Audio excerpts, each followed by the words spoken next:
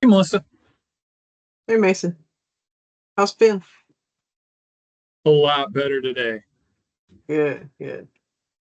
I was a little worried because even going into sleep, he was not, that fever just wouldn't come down consistently, but he woke up feeling 1,000 times better.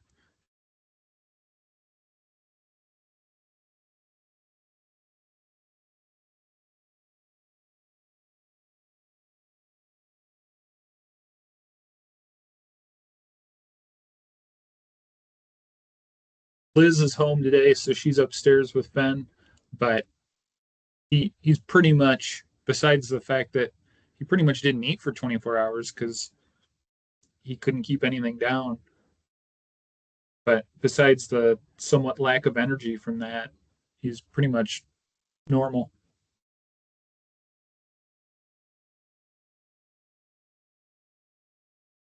I'm glad he's back to normal.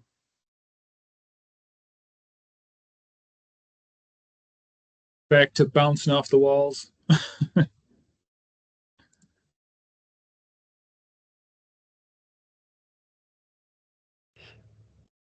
Hi, Tiffany. Hello. Kelly's coming. Her computer had to be restarted. Cool. I feel like it always does that at the least opportune moment. Oh, yeah. Technology. Have a meeting, go on to Teams, and it's like you have to reset your password. Like right now? Does it have to be now? Yep. Yep.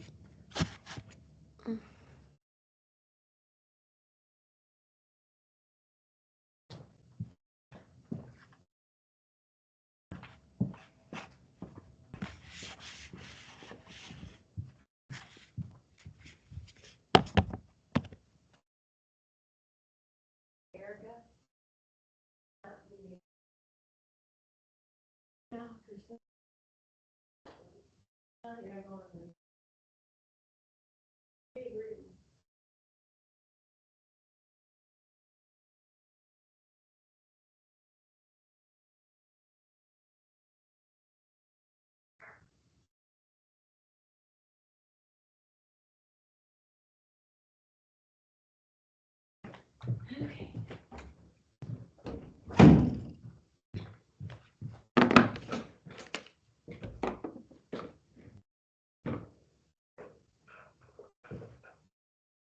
I did do my quizzes. Some of them. Awesome. Yeah. Did you get a chance to do the activities as you go through there? Yeah, I did. I created an account and all that stuff for me. Any first impressions using Subscriber for the first time? I'll understand it more, like all the little breakdowns of every little item more, but it's pretty easy for me to navigate around and all that. It's self-explanatory, it seems like. Like anything,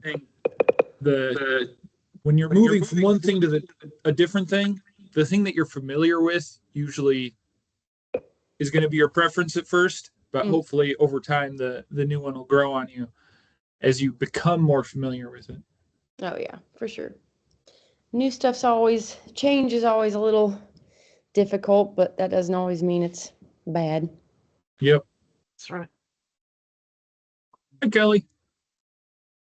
Hey, Mason. How are you? Doing pretty good. How about yourself? Doing good. You have a good Thanksgiving? Yeah. Yesterday I had a sick little boy, so it was an eventful weekend, but he's feeling better this morning, so everything's good over here. That's good. It's that time of year that that happens. Yeah. I know Amy's going to be late, and I'm not quite sure where Dominic is. So I think Dom's here. Let me go check. Sounds good.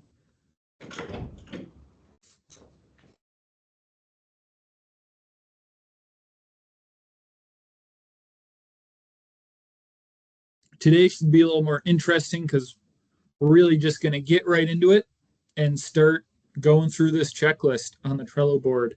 And we can talk through each of the options as we're looking at them and get some of these things completed. Okay. Yeah, I don't think Dom's going to be joining us today.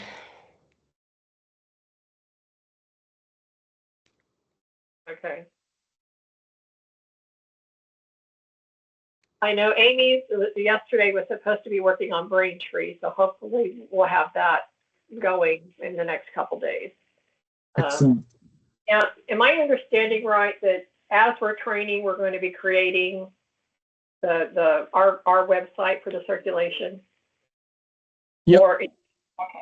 Yep. So today we'll be. Sorry, you go first. I said that's what I thought you had said, because that's what I told Amy, that we needed to get the Braintree taken care of right away, so that way we could be getting that going. So.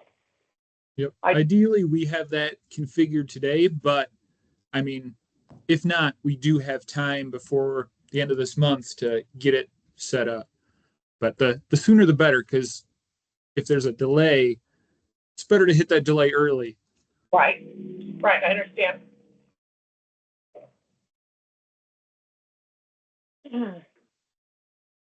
Well, if Amy's going to be late today, we could just start off right now. Okay. Either Kelly or Tiffany, if one of you could share your screen. And essentially, we're going to walk through the items on this checklist and set them up right on your Morning Sun website, that being morningsun.morsetechnology.com, until we later transition that URL.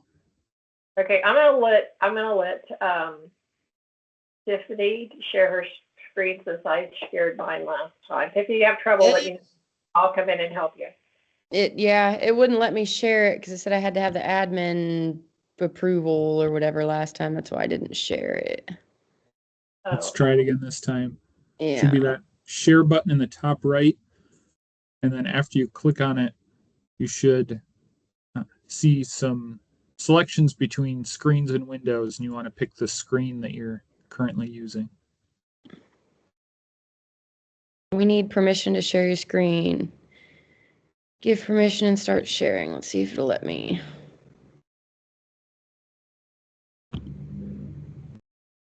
It wants a username and password for admin. I'll have to get that information. I don't know if Kelly has it or from Tom or. Let's see. Turn some lights on so I can see. That's an unusual thing to be restricted. I've never heard of that one before.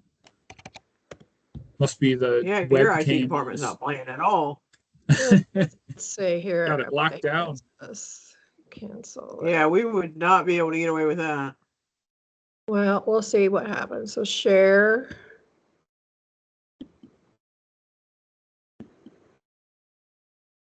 You need permission to share your screen. Go to security, privacy screenings and give permission. So let's go there. Microsoft Teams, we're going to click that. All right, let me call a second because she needs to do this. So hang on. Sounds good. Are you on a Mac? Yeah. Oh, that's what's up.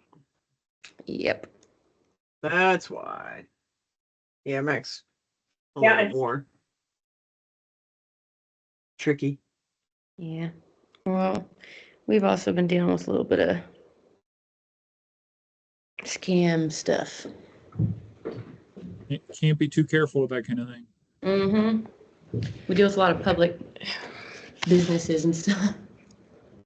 Hey, this is me. Hey, we're trying to do a Teams meeting, and Tiffany's or the laptop Tiffany's using is not allowing her to share her screen in Teams. It's wanting an administrative name and password. So what's the username?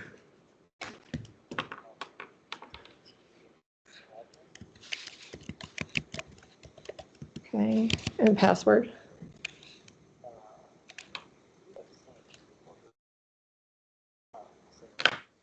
I'm not at my machine. Can you read it? Oh, okay.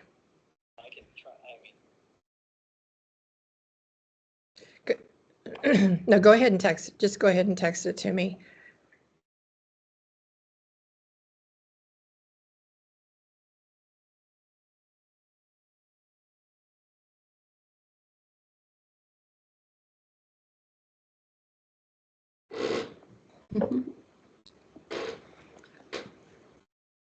Are all the laptops,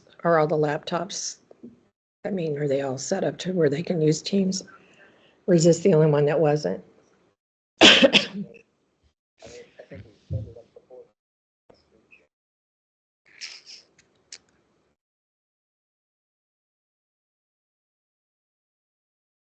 Okay.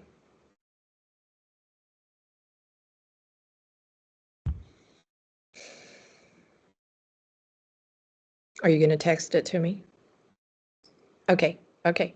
All right. I'll call you back if I have problems. All right, bye. All right, sorry about that. We're going to, oh Lordy. This is in calf, okay.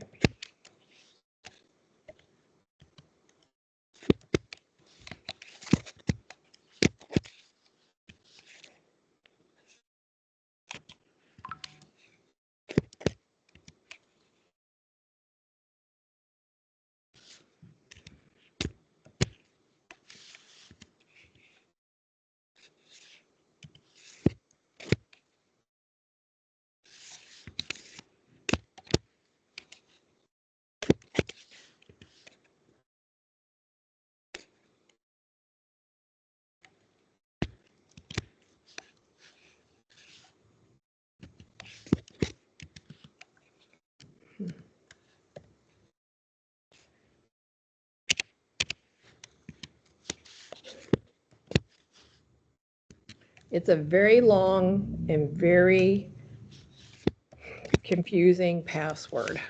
It's very random. Those are the worst. Is Oh. it supposed to have an M at the end though? Have to keep checking back and forth. Mm-hmm. Yeah, and of course I can't see. Yeah, I think you're right. Yes, it's really tiny. It's like one of those medium mini size MacBooks.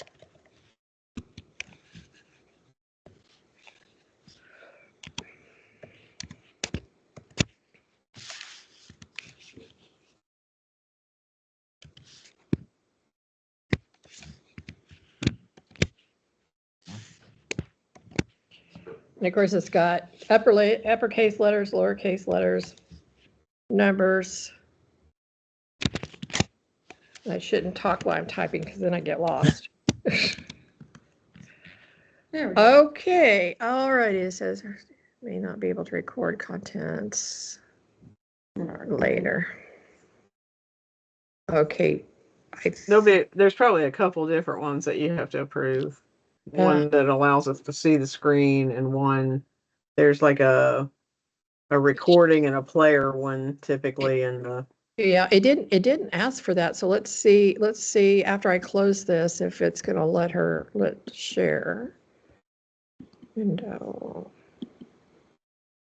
No, we use a program called Screen Connect that makes Mac users use that too. But they don't have to be an admin. a Screen Connect. Well, that's a different program that we use. Never mind. Okay.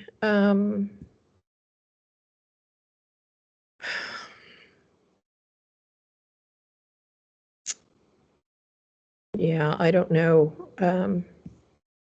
All I see is screen and systems audio recording, which I've got it marked on Teams, but it doesn't.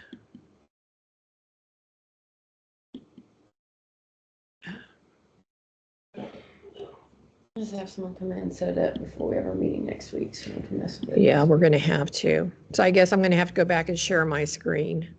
But what I think I'll do is I'll sit in here.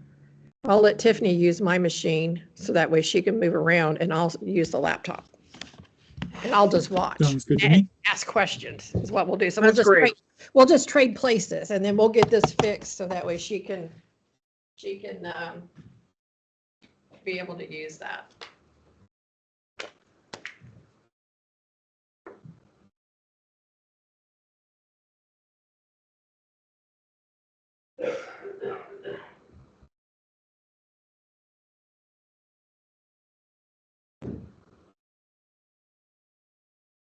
Right. to share my screen. I'm just going to click share. You want to click screen. Well, I wonder if Dustin's around. Perfect. When did, Then to start off, why don't we go to that Trello board and we can see the list of goals for the day. So there on week 3, we have, instead of more courses, we have a checklist of different things we want to get configured to get it ready for parallel. Starting at the top, we might as well start working our way down. Why don't we click on create grace tiers and start right here. thank you. Grace tiers are pretty simple. As you saw in the training, essentially it's just a grace period after their subscription has expired or payment has ran out, where they won't lose access during that period. So let's say they have a grace period of 7 days. They have a week to make a payment, and then access will continue like normal. But if they don't make a payment within those 7 days, then they would fully stop and lose access. Okay, yeah, So we have something similar to that already set up with 10 days on the Perfect. grace. Is that 10 days across the board? All subscriptions get 10 days? I don't know about digital access, but I know that the print gives 10 days before it can. Okay, because in subscriber we have a default grace tier, and it would be very simple for us to just set create a default grace tier of 10 days and call it a day. And that's the total we have to do for this. But we can get more complicated if we'd like. But for importing customers, since 10 days seems to be the existing amount, we should definitely import everyone at that 10-day grace tier. So everybody starts at what they had previously.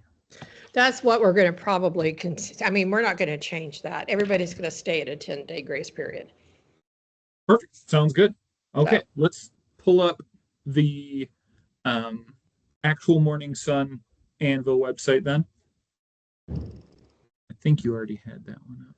Is it that one? That one's the training website, but we want to go to the actual website this time. So if you could click on just click in the URL where it says training.morristechnology.com and type in morningsun.morristechnology.com.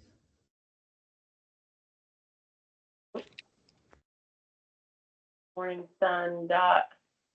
Morris Technology. I don't like you guys being able to see me.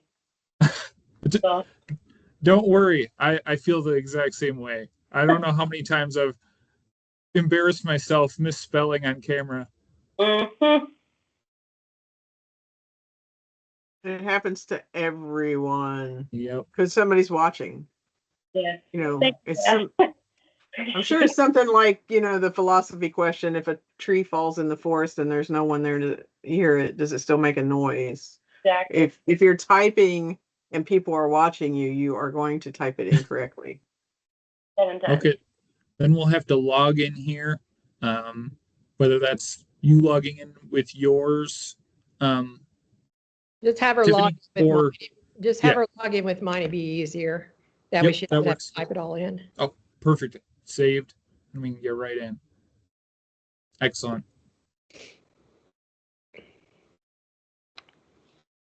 And let's go to the Anvil admin side of the website with the Anvil icon.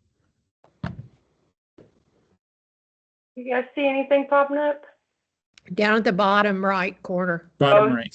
By the It'll look a little weird being blank, unlike the training website, because there's no content on the website yet. It kind of looks like it's glitching out a little bit, but really it's just that there's no articles yet. yeah. Your little meeting box videos were kind of sitting over it. Ah. Do I need to do anything else? Do I need to double click it or? Click on the Go to Anvil admin, and that'll There it popped we up right up. It popped up right above there. Yeah. Yeah. I was like, I don't see what you're talking about. Now I see it. Okay. Okay. Now that we got it up, let's go to the subscriber section, and we'll start going through these. Start with our grace tiers.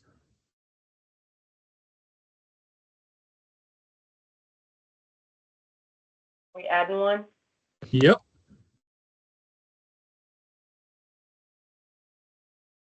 And if you know the name of the grace tier on your previous system, I would suggest using the same name. But since we're going with a simple 10-day grace tier, I think importing them to that tier is going to be a pretty simple process. So you can name this grace tier whatever you guys would like. You could keep it as just a 10 days so that you know clearly this one provides 10 days, or you could have multiple levels like a basic and a premium that maybe gives 30 days that you could use later down the road. Tiffany, type in grace period dash or hyphen or space hyphen. You want it all caps like we always do? How big does I printed out a renewal notice and the print is quite small. Can we make that bigger? We don't have that option on it right now, but we can definitely look into Okay, increasing the size of fonts. then let's use caps. And just so you guys know, the grace period is not a customer facing value, so that no customers Okay. will see this. Okay, and then put 10 days. Yeah. Then Yep. And it's that simple.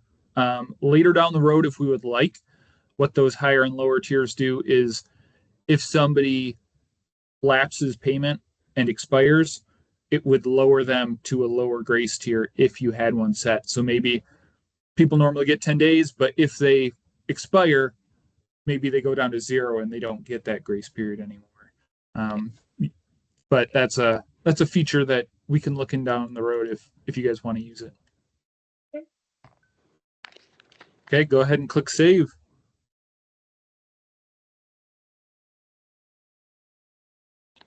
And let's go back to our Trello board. And I think we got at least one checkbox to mark off.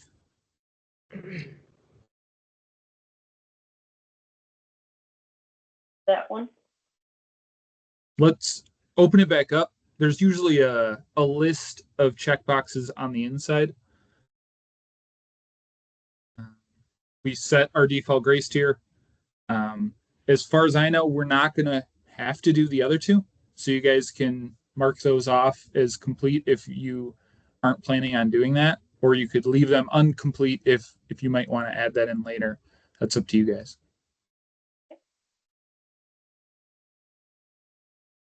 But otherwise, I think we're ready to move on to some bigger fish. Okay, so the publication, this is the beating heart of subscriber. So from the publication, everything's tied to it, whether it's rates or subscriptions. So it has a lot of different settings that we can configure for it to make all the independent pieces work how we want them to. So you'll see on the checklist below, this one's a little bit longer. Mm-hmm.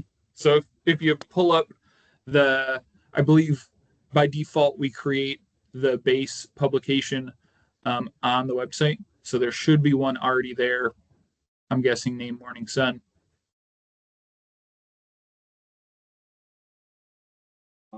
Should be up at the top.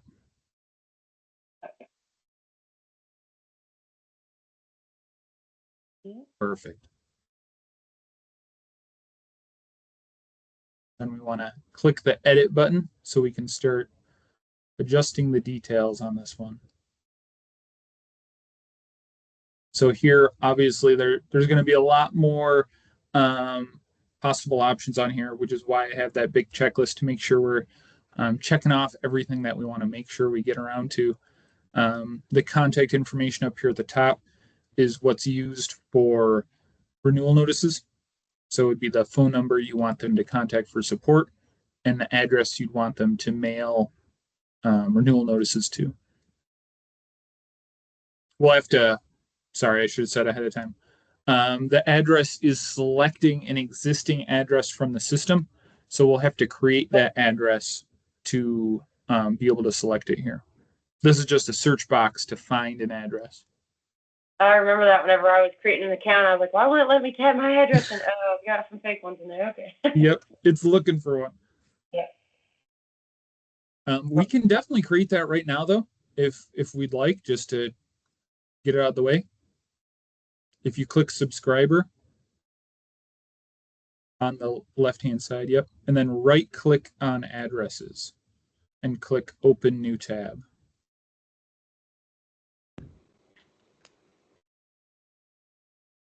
Then we can create that address without losing our place over in this tab.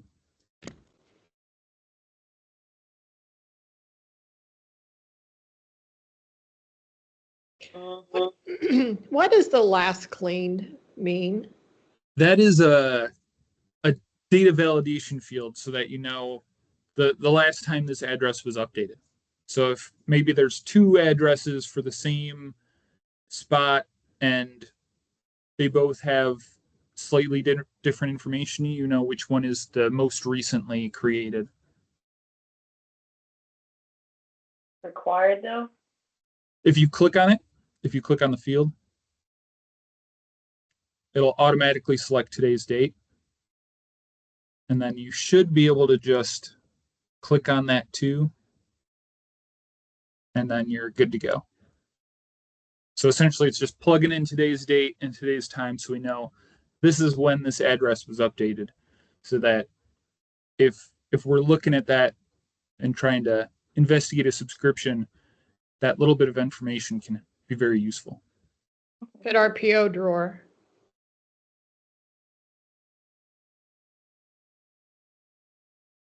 No. Oh. Back up. Put the PO drawer there. Back up all the way. What are you talking about? Oh, and what? We have to put our address in there. Get rid of all that and put PO drawer H there. And on this address line 2, put the street address. Backwards.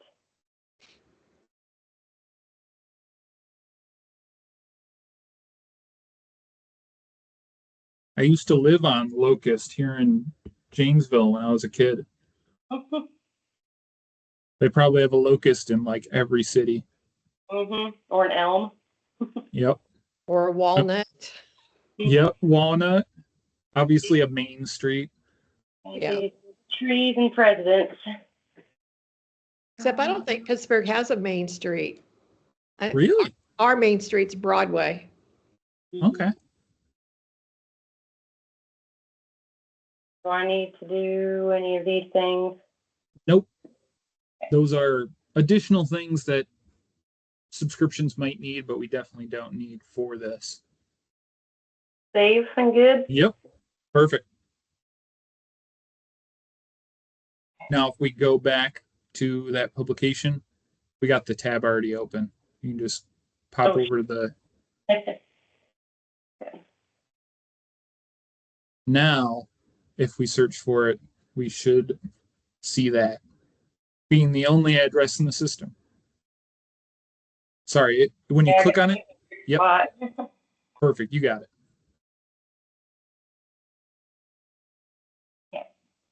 And then we already created our grace tier, so we can just select the 10-day grace tier we already made. That'll make it so every customer comes in with that same grace tier. Then we have some more customer service type confirmation messages here. That cancel confirmation message is what a customer will see if they click the cancel button to try to cancel their subscription. A lot of publications like to have their own custom message for that use. Otherwise, we have a default one that is shown if you leave that blank. Leave it blank for right now. Yeah, I figured. Okay, next we have the paywall and registration wall that restrict how many views the customer is going to get before they run into that paywall or registration wall if you want that second layer of access. So Is this for the website or is this for the e-edition? What is this for? this will be for the website. Okay. They won't get any access to the e-edition unless they're paid. Okay. Currently, we don't, everything is behind the paywall. But we do have certain circumstances that we maybe put a story in front of the paywall. So I'm not sure what we should put there because we don't want people just to, Well, website. Not everything's behind the paywall because like obits and stuff aren't. Well, yeah, obits are not behind the paywall. That's another one that's not. Yep. We'll go through the more complicated ways we can control that once we get to the editorial side of things. But if you don't, yeah, sorry, let's just put one there for right now. Unclick the unlimited and put one. Perfect. That way we've got a placeholder. Yep. Then they'll see one article before it won't let them continue without paying. Maybe that might be a teaser for them to get a subscription. So a lot of sites like that. Instead of them not getting anything, we'll just Then they get one and they try to click on a second one. They're like, oh, I gotta pay to get more. And we may change that. We need to talk with Amy about that. We may change that.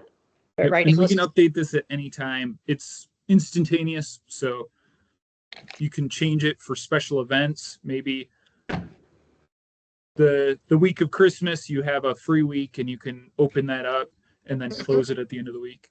Right. We can run it like with our Christmas subscription sale or whatever. Yeah. Yep. Okay. The registration wall, if you haven't used one in the past, I would probably leave this off by default, but it is an interesting tool you can use to get customers to register on the website, get their email address, that kind of thing, and give them a couple few free views as a result. Maybe they have 0 views before the paywall, but the registration wall, maybe they get 3 free views by signing up. So they'll get those 3 views, then they would hit the paywall. So they get a little incentive to put their email in and sign up on the website. For creating an account or Yep. whatever. Okay. We can also, you can also set content that's specific just for registered users. So maybe there's a free tier, registered tier, and then a paid tier. So maybe you could gate that content in different ways if you wanted to promote people putting in their emails so that you could do email campaigns or things like that. You want me to leave it alone for now, Kelly? Yeah, let's leave it. Okay, and the last section we have on this tab is renewal notices. So like the address and phone number, these are all used for the renewal notices. There's can display online payment options in renewal notice. If we have that selected, it'll give them the link shown below, renewal web address, to go to online. So maybe it says morningsun.net/renewals, and that's the website they go to sign up online. Otherwise, it'll have a pay by phone using the phone number we entered, pay by mail using the address you entered, and then this enables the pay by online option, giving them that web link to go to. Okay, I think that answered a question I had for Kelly earlier. When I was doing the quiz, it said basically that subscribers cannot make a payment through Anvil, but is that why it would just connect them to like a third party type thing? It would connect them to whatever web address we put here. Okay. But that would probably be what we want to set there is their subscription account, most likely, because that's where they can enter an auto payment method so that subscriber will charge their card when they expire. Okay. Okay, explain that again. Where is that link? We put the link and it's going to go to whatever the subscription page that we have set up. We can have it go anywhere. Where I would suggest it go, if you wouldn't mind going to the training website, let's get a visual example here. And then if you click on the account button in the top right, and then there'll be a subscriptions tab to Yes, click on. yes, we wanted to do that. Yes. And so that link you see up there, training.morsetechnology.com/account/subscriptions, yours would be morningsun.net instead of training.morsetechnology.com. But this is where I would suggest it to go, because then it'll say right there, your subscription expires in, let's say, 5 days. They could enter a payment method, and then they're good to go. They don't need to send you guys money. They don't need to call you. They're ready to renew. Yeah, I agree. I think that's where the link needs to go also. So go back to your other page, and then So I would check that can display online checkbox, because that's going to enable this feature. Yep. And then the renewal web address, it would end up being morningsun.net / I'm forgetting /account/subscriptions.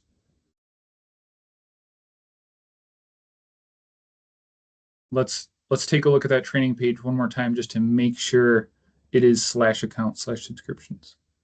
Okay, yes it is. Perfect. Okay, then once we change the URL over when we're ready to go live, that will be on your renewal notices, which will direct them to that page where they can set that up. okay, hit your save, Tiffany. I would hate for you to have to type that all in again.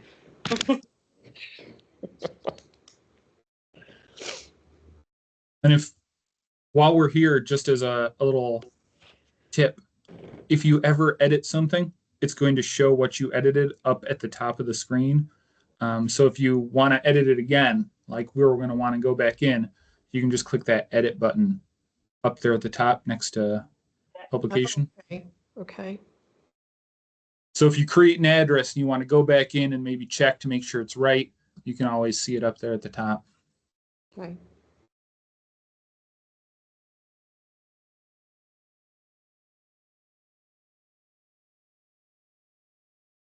You want me to click it or you want me to go? Yeah, let's go ahead and click it. We got through, that should be everything on that first tab, but there's a lot of publication settings. So we got 4 more tabs to take a look at. All of them have a little bit less information. Since we're not into single copy yet, we can go ahead and look at it, but we're not going to want to set anything on there yet. Essentially, the option on there is to automate deliveries being entered instead of manually having to enter them every week. We've had people want those 2 different methods. Typically, everyone automates them because it's easier, but we'll come to that road once we get down to single copy. Okay. The Braintree tab. This one we're not ready for right now, but this is where we'll enter that Braintree information. Okay. So from Braintree, we'll be able to get a public key, private key, merchant ID, merchant account ID. In the training course, there's a, I believe, let me check. I'm pretty sure I have a handout in there that explains what those different elements are and how to find them from your Braintree account, because it can be a little complicated. But essentially, those 4 items link your Braintree account to subscriber. So all our payments in subscriber start going through that account. All but the ACHs. Yes. So any credit card payments specifically, if somebody sets up their auto pay in subscriber, those auto payments are going to your Braintree account. If you just enter a payment as cash, that wouldn't go to your Braintree account because that's just cash in your ledger and in their subscription, but it's not going through Braintree, which would be for card transactions. Credit cards only. Yeah. Yep. Same way as Clarent, same way as authorized.net, Tiffany, and Clarent is now. Except we'll get rid of Clarent and only and authorized.net and just have Braintree. What are you talking about? I'll tell you later. There's a couple options down here on the bottom that we can turn on or off. The webhook payments I wouldn't suggest using because we're going to import all of your autopay into subscriber, and you won't need webhooks to connect to some third-party system. Disable autopay can be used to turn off auto payments. So if there's any sort of technical issue and you want to just turn them off, this is the big old red off switch to disable all auto payments from continuing. And then the PayPal enabled option allows people to go through PayPal as a payment method. If it's turned off, that would disable PayPal's use on the website. Well, we want to turn it on because I know we're going to want to use it. Okay, then I think we're good to keep moving from here until we can get that Braintree information through Amy. Okay. The next tab we have, email, has a couple different options. The first is our notification emails. So we have various notification emails throughout the website used to inform your team of changes in circulation. These two at the top, somebody changed their auto payment method. So if I change my auto payment method on my subscription or add one when I didn't have one, it would inform whatever email address is in here that change occurred. Essentially, we have several of these set up to keep your team tapped into what's going on. So if a new subscription's made, you get an email. If somebody changes their auto pay, you get an email. So you have record of these things happening if you have to do anything on your side. Is this payment information? These two are not, but there will be a notification setting we set up. So when a customer signs up through the order tunnel, you'll get an email for that.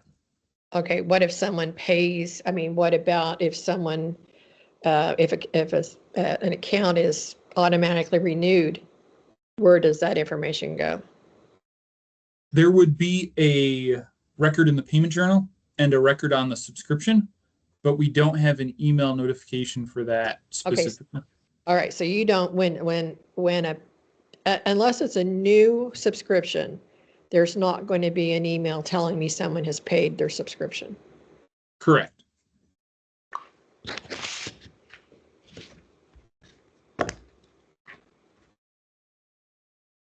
Okay, well, we have two different email accounts. The ones for payments, I need to use one email address. The one for this kind of stuff will use a different email address.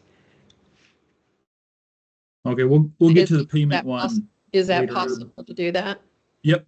Okay. So these two, I would suggest this one be the, whatever the other one is, the like customer service is what we normally have for these as a customer service line.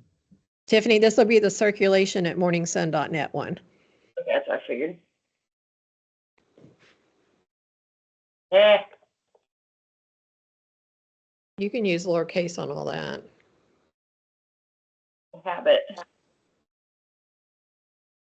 On both of them? You want me to use circulation for both these?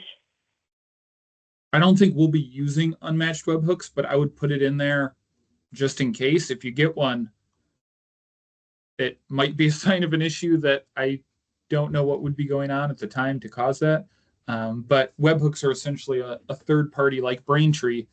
Um, let's say there's a payment from a subscription that was made in Braintree instead of made in Subscriber. Not that you would want to do that, but if you did do that, you get that webhook to go from Braintree to Subscriber. How would you do that in the first place? We have customers that were on Braintree before they came to Subscriber. Okay. So we had set up webhooks to essentially tap into their API.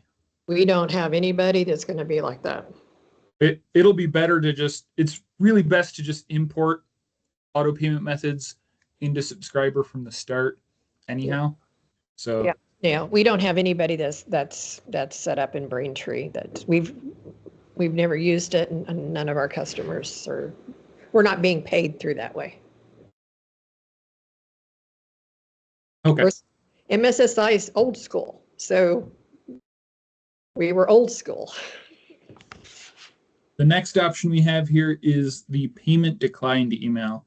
Essentially, this has all the same editing options as our articles do. So you could include images here, you could include headers, you can include all the different text options that you might want in the body of an article or an email. But this is what customers will get if the card information they put in is declined by Braintree. So maybe they have an expired card, or maybe they have maybe they put in an incorrect card, something like that, where this would bounce back to them. What I usually suggest here is the contact phone number to call, but we could also put a link to that same page as we were setting up on renewal notices so that they could click that link and fix it themselves. Yep. And that would go in the body? Yep. Okay. The subject and the preview text is what they'll see in their mailbox. Maybe Morning Sun, declined credit card, or something like that. And the body is when they open up the email, what they'll see. Oh. We can also send test emails of this. So after you get it set up, you might even want your editorial department or somebody there to make it look really pretty and fancy, and then test it out and see if you like it. But you might want to just keep it simple for now. What did you say the preview text was? This is the preview text is what they'll see next to the subject. So when they look at their mailbox, it'll say Morning Sun at circulation.com, your payment was unsuccessful for your subscription. And then the preview text will be below that, telling them a quick preview of what it's about. Kind of like the teaser information below a news article that you can read before entering the article.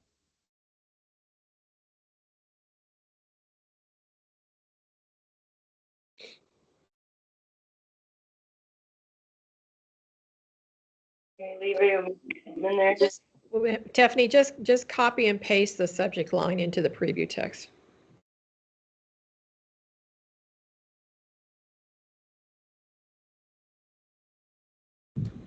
Wish my computer did that. So simple. All right.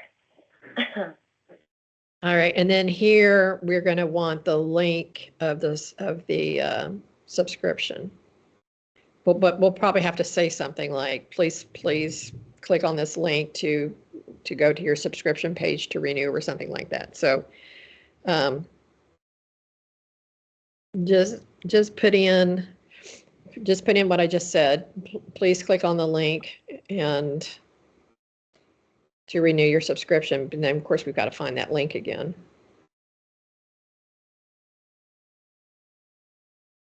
It'll keep all the information on this page if you switch tabs. So if we go up to the top, you should be able to switch back to that tab we were on earlier. and just copy and paste that link we put in there.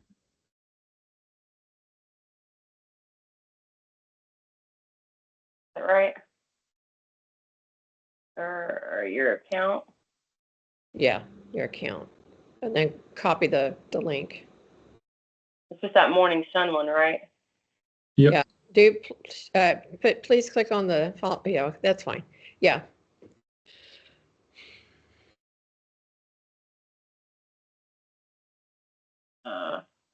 What's the rest? I think your guys is morningsun.net. And then Is that right? And /account/subscriptions.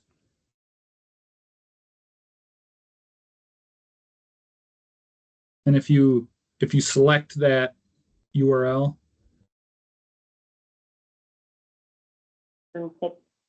yep, we want to turn that into a link. Does it work? Can't tell. It's doing a little weird thing to me. Oh, there we go. Okay.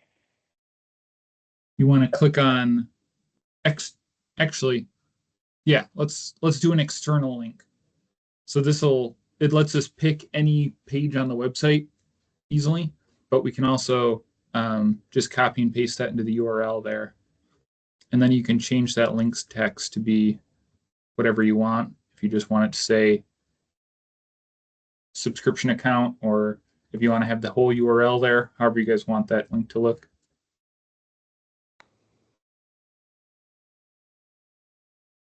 Like I said, in the future, you might want to set up a logo on here and kind of beautify it a little bit. But for the time being, you might just want a simple functional one.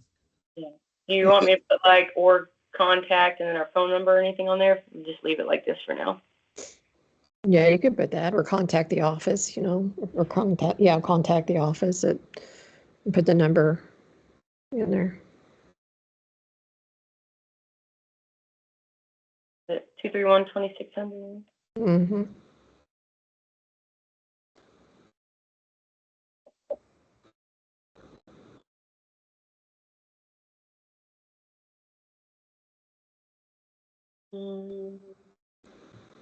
Thinking about wording it.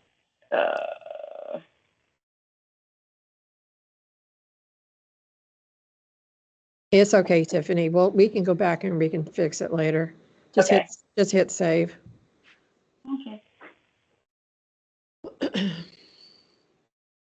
Can we see what you said? We can see the preview email, so we can see what this is going to look like.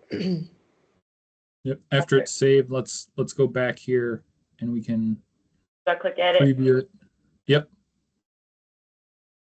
And then if you do email, and if you click that preview button, we can see what that's going to look like.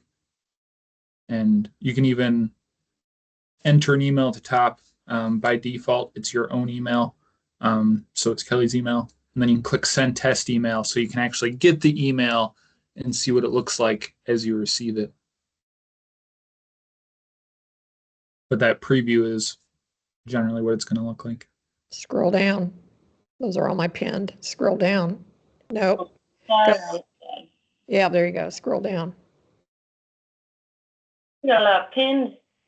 Get the no reply. Yeah. Yeah, I know I have a lot of pins. Yep. I think we will add a logo so we can embed the link into a logo. Yep. You can do anything you can do in an article. So there's all sorts of different logo options and all sorts of things you can do in that text box. Okay. And if you click on, actually, I just hit the back button and that'll take us back to where we were.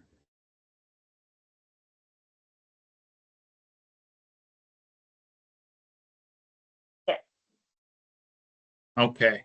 Then the last tab we have here is the other tab, which is some miscellaneous options that aren't, most people don't use them, but they can be used for a variety of different things. As an example, The minimum advance days needed for scheduling a rate change, you can set that so somebody can't schedule a rate change like the day before it happens. You have to schedule that in advance if that's a policy you want to have in place. But it's not necessary to set a requirement there. A question about this. If we want to change our subscription pricing, our rate, or is this what you're talking about? Yep. And then So this will be like universal. So that means like all the different rates we have will change. This would be with the scheduling rate change, we would schedule each one individually. What this does is if somebody goes to use that scheduling rate change tool, they have to do it a minimum of days in advance. So maybe you don't want your staff to change a rate more than 30 days from when the rate will change. So if I tried to change the rate tomorrow, this could prevent that, and I'd have to change the rate on the 1st instead, because there's a minimum days required to kind of prevent. Since you're a pretty small team, you're probably going to be doing those rate changes yourself, either you or Tiffany. So you probably don't need to restrict it with only a couple people having access to that tool, but it could enforce a policy if you want to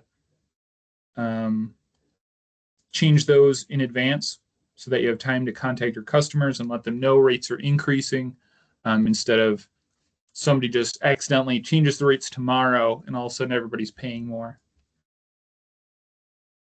Mm-hmm. Yeah, it's that. Yeah, let's just leave it as is, because I don't think Tiffany's going to go in and do anything like that.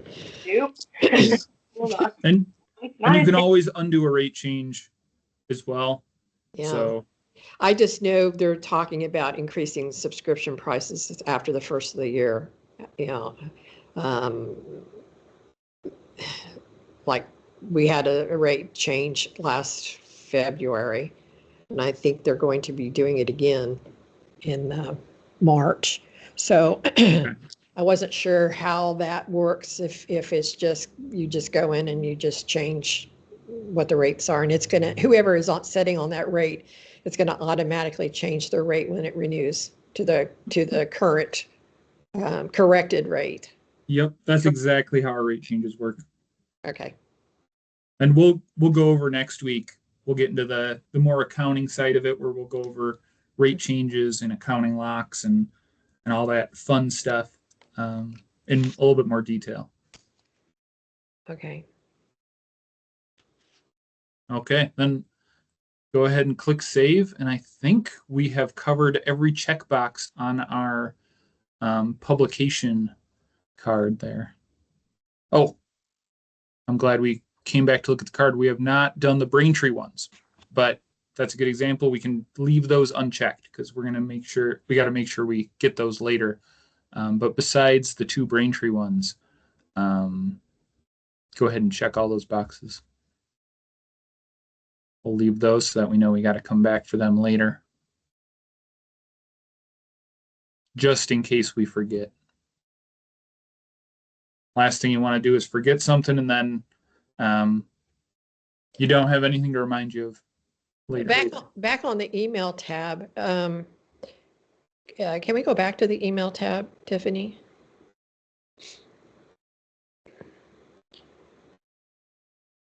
So when we're sending when this is sending an email, whose email address is it using? It's not going to use mine, correct? It's going to use. That's a good question. We're going to get to that setting later on. Okay. I didn't know if this is where it had to, okay.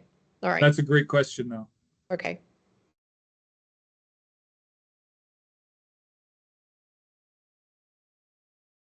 You leave it unchecked since we haven't finished the Braintree. I think that's a good idea. Okay. We can go into create packages. Yep. And now we're digging into duplicating the information in MSSI, really. So we're going to want to create the packages in subscriber that are offered currently. I don't know if we want to, do that. I think we want to create our packages that we have online on our subscription page, our combo and our digital. And that's something else we need to sit down. I need to sit down with Amy also and see if we want to offer a print only. Because I know we do have subscribers that they don't care about the e-edition or the website. They just want to get the paper. And I don't know if they want to have a different price or if they want to just use whatever the combo price is, because that is the print and digital. In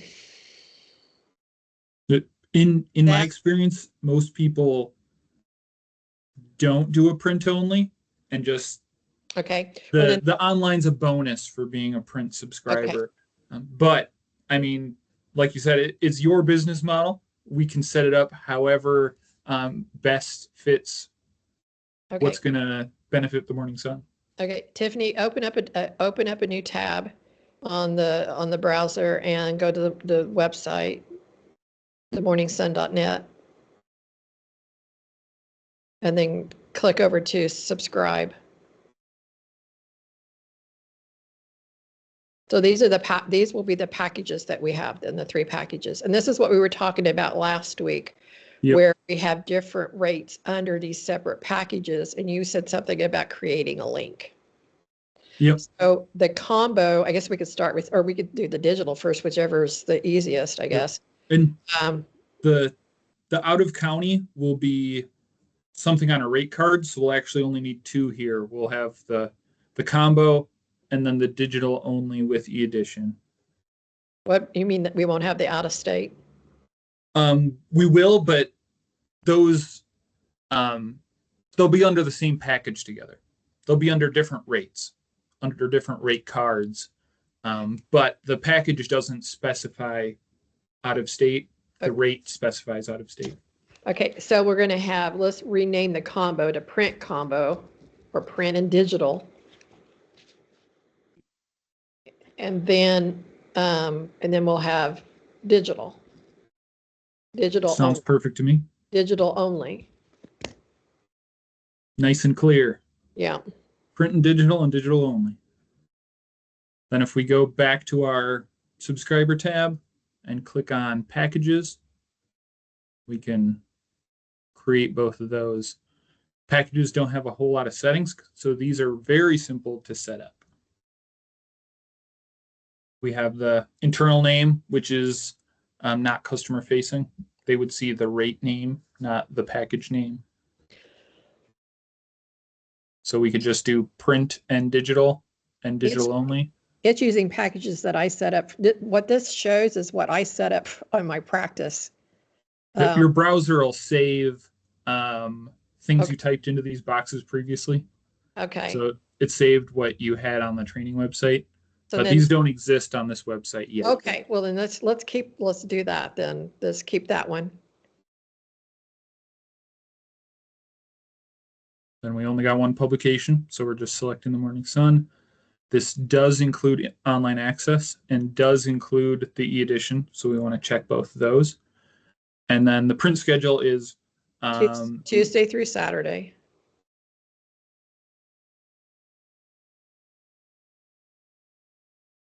And those don't need to be used if you have a weekly schedule. Those are, if you have a monthly, maybe you deliver once a month, or have a bi-monthly. We have options for more unique papers, but most papers have a weekly schedule. Okay. Yep. Then add another one. They're going to edit. No, add. Nope. Yep, we want 2 this time. And that one you're going to do digital only. Yeah. And then we want both those check boxes, but no print schedule. Right. Because this one will not get a paper. And that's it. Packages are easy. Rate cards are going to get complicated. Hey. Okay. Do I Okay, go why don't back? we, yep, go back to our, I have each option on here spelled out just so that um, everybody knows what each of them means. Those print schedules are for print days. So if they're digital only, they shouldn't have a print schedule. Now, when we import from MSSI, it's not going to match any of this. Yep, but we'll match up rates in MSSI with rates in here, so they'll all line up, even if the package doesn't. Go back to your packages and no, go back to your Trello board and get out of that. And then, yeah, that we've done all that. You can also click the little circle up in the top left while you have it open too. Perfect. That'd be the same thing as that. Yeah. Yep. All right. Okay. Rate cards. Now is the heavy lift. Yeah, and this is where our big R and our little R. How do we want to do that? So I was looking at your rates. Yeah, and let me go grab my rates too, by the way. Great idea. Since I'm in a different room. This one's going to be time consuming. This is probably going to be 80% of the effort in this configuration. Actually, probably more than that. This is going to be all of it. Because we have to create every individual term and cost that a subscriber can get. And you guys have quite a few of those. Over 60 when I last checked. Holy moly. Well, some of them we're not going to use because some of them Yep. we don't Yep. use. If there's no subscribers on it, we don't have to make it. But we need to make every rate card that currently subscribers are on so that when we import them, we're getting them on the rate. But if it's not used, I saw that there was quite a few paid comp rates, and I don't know if you use any of those, so we might not need to make those. The paid comp, yes, those are, yeah, we need those because those are our owners, our people Okay. that get our paper, like historical associations. They get our paper that we don't charge for. Actually, this part, I'm going to switch, yes. I did great. I did great. You did really good. Okay. This part, I'm going to switch with her and do. We're And I'm getting into the complicated stuff now. Yes, we are. And I'm going to do an easy one first. And that is going to be, and I don't know if I know you probably didn't because on the mail, on my sheet that I sent you, I've got the combo, which I told you last week, the DL7 means it's Tuesday through Saturday paper. Yep. The type, that is what type the rate is. Okay. Oh, thank you. What type the rate is. And then that's with like the big R, little r, the big D, the little d, the A, which was is like our ACH. The big B, the capital B, that's our 10% ACH, etc. Of course, deliveries mail. And then on the mail column, this is where C is in county, S is out of county, and U is out of state. I knew those ones, but I wasn't quite sure what the combo and the type were. Yeah. Well, the combo is the DL7s, like I said, it's Tuesday through Saturday. The Morning Sun, back when Gannett had it, they had different rates. They had different combos, which means if they wanted the paper every day, Tuesday through Saturday, they could, or if they only wanted the paper on Wednesday and Saturday, they could. It was a different combo rate or code for that. If they wanted it Wednesday only, they could. If they wanted it Saturday only, they could. It was confusing. And when the new owners purchased it, we just everybody got it every day. We weren't going to mess with all that stuff. And So I'm going if I'm to, correct, the combo EN, those are single copy rates, right? the I saw EN, that there was 3 EN NIE rates, and I was right, pretty sure those were for single copy. those are our newspaper and education is what those are. So, and right now we don't have anybody set up for that except on the digital side. We do Okay. have people that is set up on that on the digital side. And that's something else because the digital side stuff is also titled differently than what the print side is. So After we get them all in, we can change those names to be whatever okay, simple system we want, but we want those names to match at first, at least. Like I saw Easy Pay 10% discount. We want those to match as exact as we can for that import to make sure customers get on the right rates. yeah. See, this is our digital. What it's the name of it, what it says. Okay. Digital only 1 year, digital only 6 months, digital only 1 month, and then we have 3 months also. So that's what this is called. So let's see, where are we? We're here. So I guess let's start with. Let's just start with the print and the most basic one, which is our.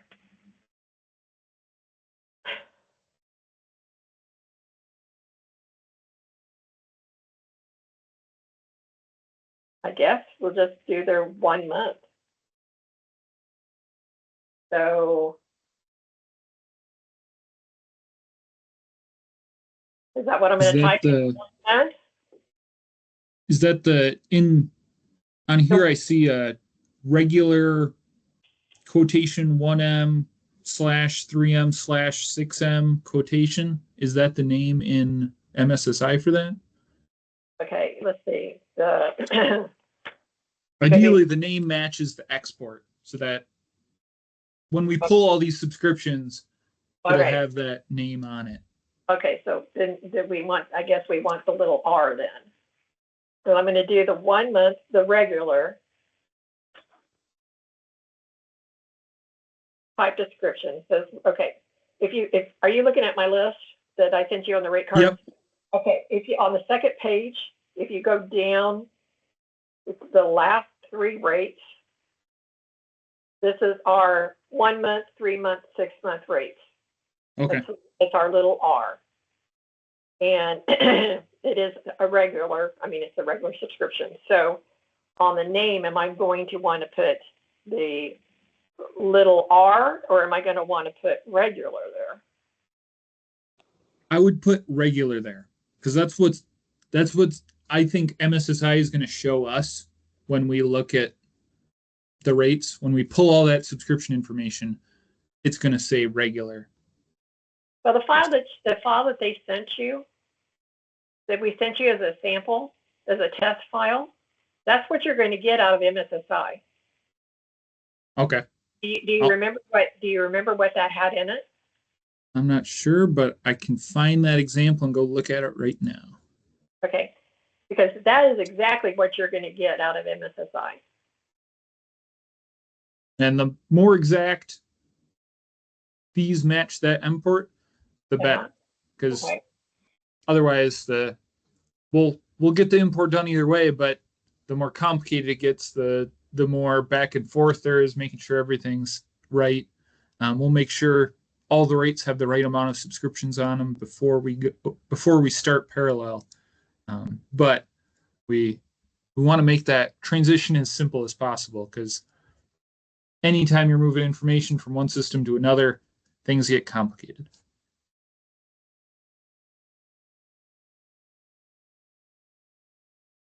Okay.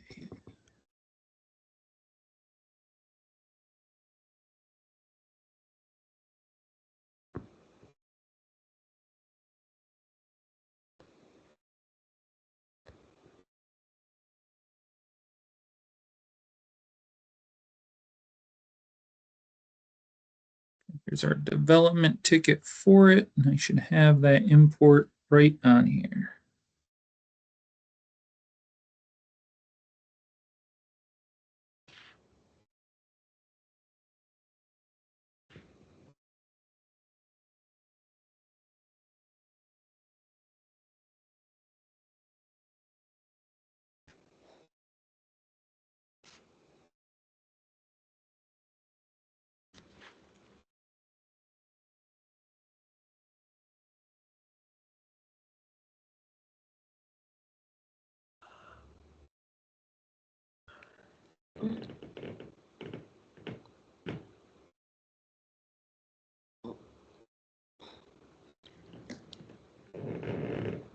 I need a school desk. My back hurts. I need a pocket.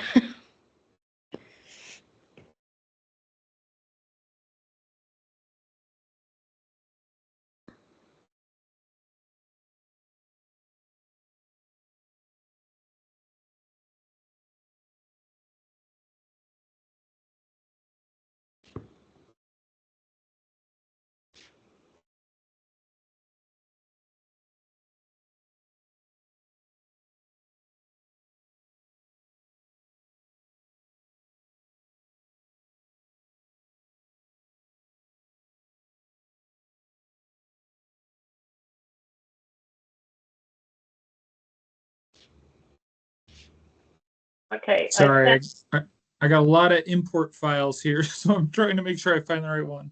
Yeah. Okay, I see the There should type be. codes on here, the combo codes on here.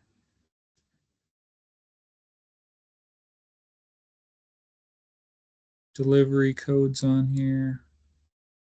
That is what a type code. This is what the type code looks like. Um,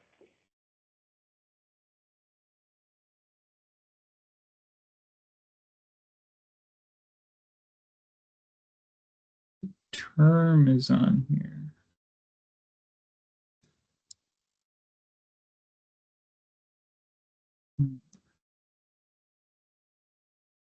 so it does. It looks like it is going to be little r and big R. The D. Yeah, on the subscriber export, I think I'm looking at the MS Active is the one I have, which has a list of all the active subscriptions. I'm not seeing the rate card on there. I'm seeing the type code and the combo code, but not I don't see the rate name anywhere on there or the cost anywhere on there. The type code is the rate. So, well, it's the. Oh yeah, no, it's just what they paid. So if for example, if they were sent a renewal, and it had the 1, 3, 6 months listed, whatever they paid is what we would post to that account. Okay, so it does have the last pay amount and the term on there. So we should be able to line them up by the term and the both the term and the last paid amount. Because I'm assuming customers are going to be paying the amount the rate costs.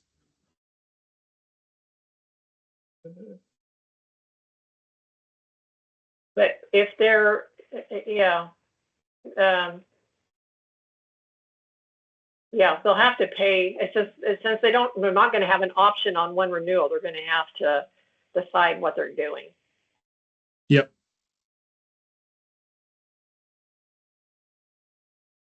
Now I'll make a note to talk to the developers on how we're going to import these based on the information on here. But since we can see the last pay amount, You can see the term. You see the term if you go all the way to the end. Yep. That's a term with their 1 year, 6 months, 6 months. I guess that's what when they paid. Well, let's look and see. That's how we'll configure them subscriber by that pay amount and the 6 month or 1 year or 3 month or 1 month, whatever that rate is. Okay, so what do I need to do here then? Do I need to put a little r there? Or am I I going to think or am I I going think to 1 I think month? putting the little r in the name is a good idea. We can always change those later, but that might help the development team find it. Whether we just maybe we put the little r in quotation so we know this is the regular rate that's little r, or however you want that to look. Just so that we use some standard format across all the rates. So I'm going to put quotation little r. Sounds good to me.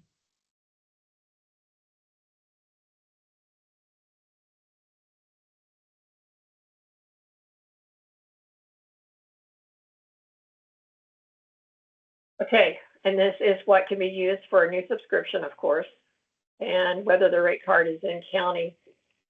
This is in county because it's a fee. So this particular rate is in county. This is not telling me. I guess let me do it down here. So for 1 month is $19.99. This is for 1 month is the billing. The trial period, we don't have any. The views. Oh gosh, is this for how many times people look at the e-edition without paying for it? That's how many times they can look at an article. So generally, I think all of your subscriptions will be unlimited, but you can make subscriptions that they get a limited amount of views. Maybe you have a trial subscription where they get like 10 views a week or something like that. But generally, you're going to want unlimited. This is a print, so they're going to get unlimited there. Okay. Yeah. Now, I'm really confused on this. I was confused on this in the training. I don't get the print percentage and online percentage. Okay. So what this does is it allows you to track revenue recognition in two different ways. That revenue recognition will come out only on a print day. So let's say this is a $20 subscription. There's just for math in my brain, let's say it delivers once a week. If it was 100% print and there's 4 print days in a month, there would be $2.50 on every print day, and that's how the revenue would get recognized. Where online is recognized every single day. So if there's 31 days in the month, it will divide that monthly cost by 31, and each day that revenue recognition will slowly trickle out. So it's really two different methods to recognize revenue. If you want it to just be based on print, or you want it to be a daily recognized revenue. I want everything on a print. I want everything print, and then I'm going to put this as 0. Yep, and we've had a lot of people want to do that in the past. I could care less. I want it to be what it's. This is for print. It's not for necessarily the digital part. Yep. And then for digital only, we can do 100% on the digital ones. Right, and 0 on print. Yep. 100% on print, 100% on digitals. Right. So we'll just keep that distinction. All right. So now, so that's the 1 month. So I've got the 1 month. And was this was in county? Yeah. I'm going to do all in counties. Okay. Then for the zip code coverage, if we want to restrict who can sign up for this through the order tunnel, we can enter in a comma separated list here, which we can always add later if we want. Their delivery address has to be in this list. Otherwise, it will not let them sign up for that subscription. This is to prevent out-of-county people from signing up for in-county rates. So I have to go through and I have to find out every town that's in Crawford County and enter that zip there? If you want to restrict people from signing up by zip code, yes. You can just let them sign up and then you guys can fix it after the fact, or you could do it on a separate order tunnel that you provide to people. But this would automate restricting zip codes through the order tunnel. So if somebody went through the order tunnel and they were not on this list, it would not let them continue. Okay, well, I'm going to put the 4 that I know off the top of my head. We'll have to go through, and we can go in and edit this. Yeah, and we can just copy and paste in the full list for all the in-county rates. Right, and I'll just do that right now, but I'll copy that. So, all right. Okay, enable automatic renewal. Is that whether or not they have a credit card on file, they can do that? Nope, it's even simpler than that. Really, it's just every month does it automatically start a new term. So if they're month to month, at the end of the month, it's going to start another month. Okay. The only reason you would turn that off is if this is a day pass or a week pass or something like that. Okay. Exclude from renewal notices can be used for things like comps where you don't want to send a renewal notice to them. The default grace tier override you don't have to use. Since we already had that as our default grace tier, this is essentially, this rate can have its own default rate tier. So maybe you have a premium rate, maybe print customers get a better grace tier than non-print customers. You can do things like that if you'd like, but you don't have to.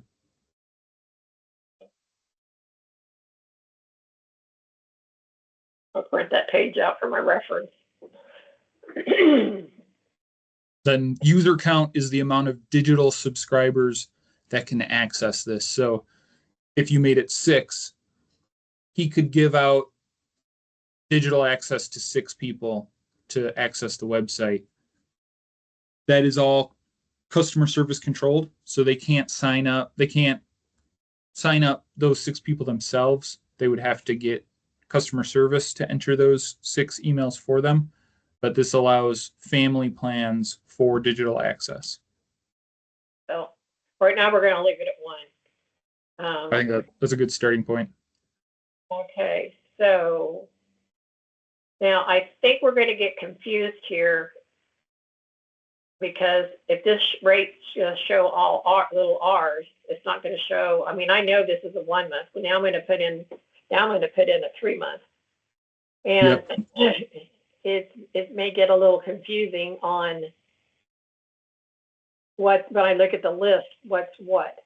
Is it going to add one MO after it? That way you know it's 1 month. We have to be careful on how is this import, Tiffany. Oh.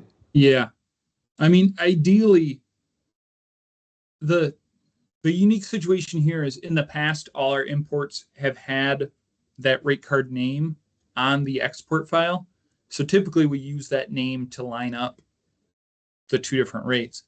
But since your export file doesn't actually have a name, it shows the mail type, the combo type, all that stuff, the billing cycle, and the price. My guess is we're not going to use the name to line it up. We're going to use something else like the R, the $19.99, and the 1 month. So I'm not sure if the name's as important as it normally is. But to be perfectly honest, I'm gonna have to talk to the development team about how they're gonna handle that. Okay, I guess I can check here, but I won't just see. Does it say if it's in county? It'll show the zip code coverage. That would be empty if they were out of county. Okay, so I guess for right now, until we get it all imported, we'll leave it like this. So I'm going to add another one. And this is, and I'm going to do the same thing. Yep. And unfortunately, this is the tedious part where we're just going to have to go through every rate and enter every current rate customers can get. And no trial. I'm going to use 100.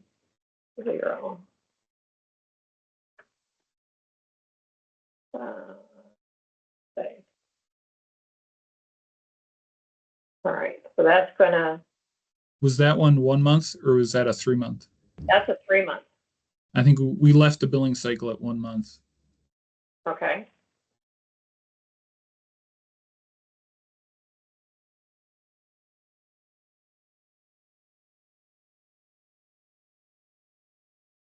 Perfect. Yeah, I think that's the way we'll be able, I think that'll be okay for us right now. All right, let's do the 6 month.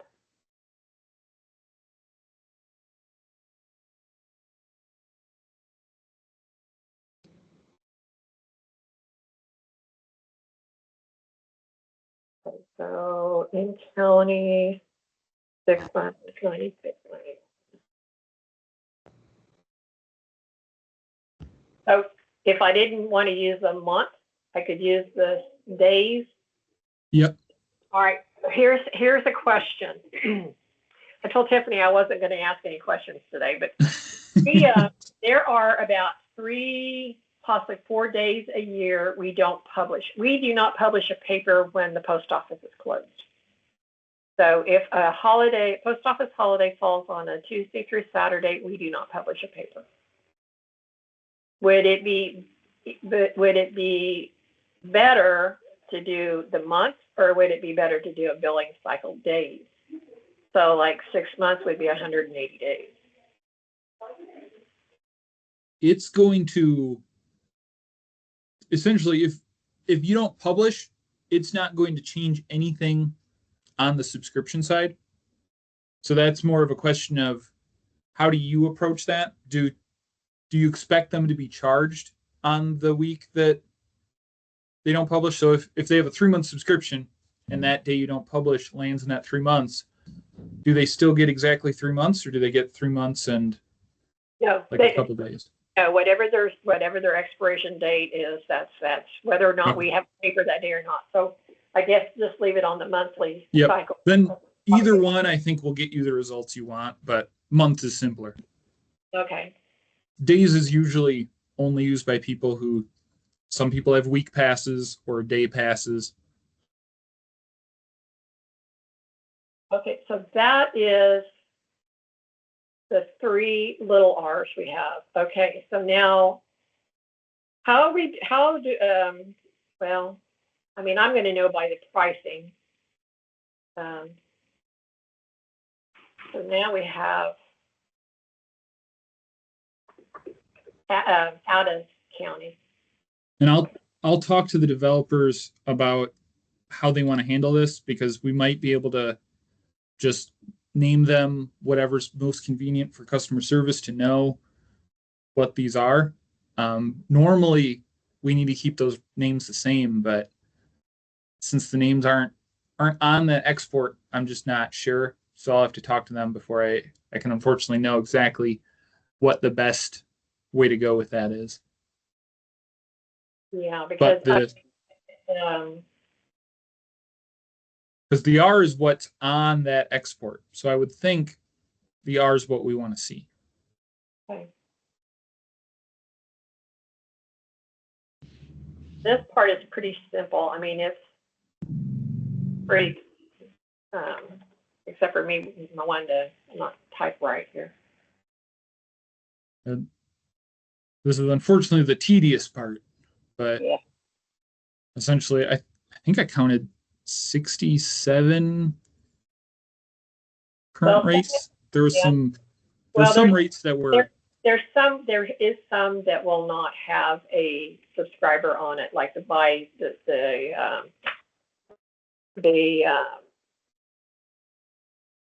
2-for-1. That was a rate that was created, but it was never used. So I saw some terms that, like you said, you changed rates on February 1st. So the previous rate card, as long as it's not an annual, there's not going to be anybody on that one anymore, because they would have already renewed at the new rate. So when that person expires, then it will renew at the new rate.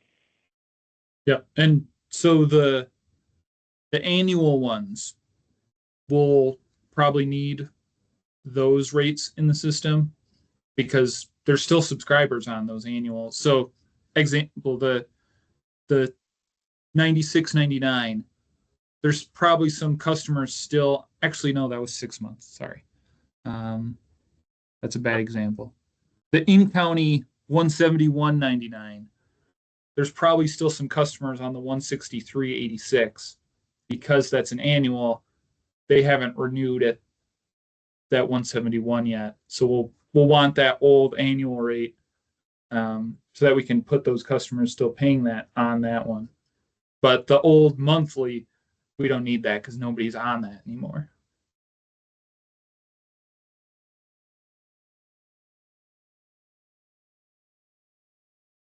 Okay, there are all the three little R's: in county, out of county. Now we have out of state. And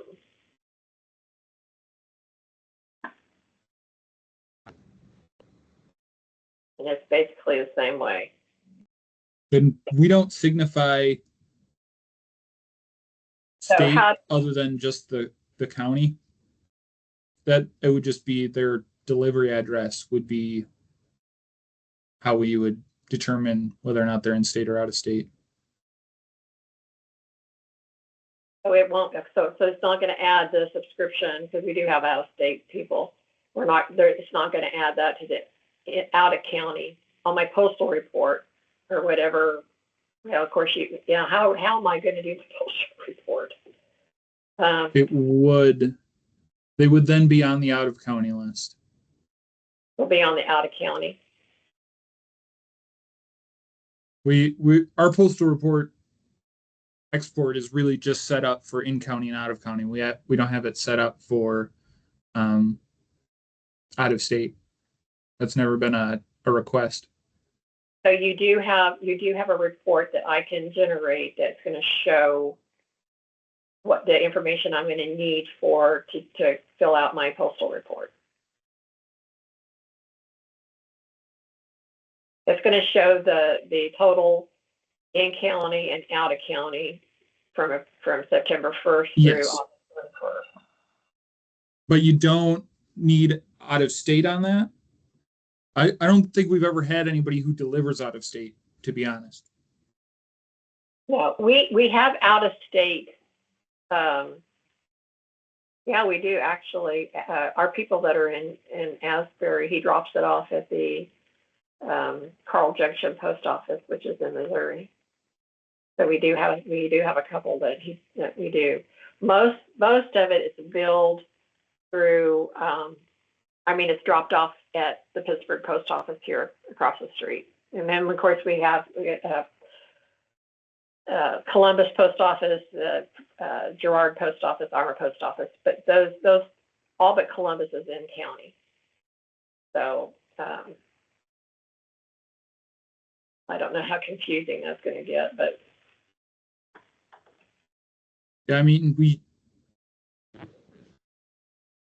I'll take a look at.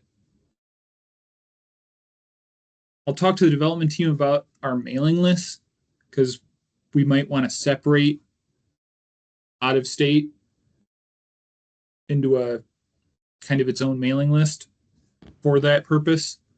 But I'll talk to them to see what the best way. We have all sorts of filters to customize that. How does Great Bend do theirs? Because Great Bend's in Kansas. They do theirs just in county and in county and out of county.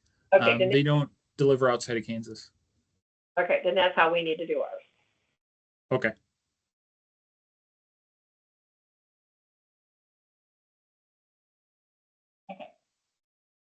Now I've entered all of the 1 month, 3 months, 6 months, in county, out of county, and out of state.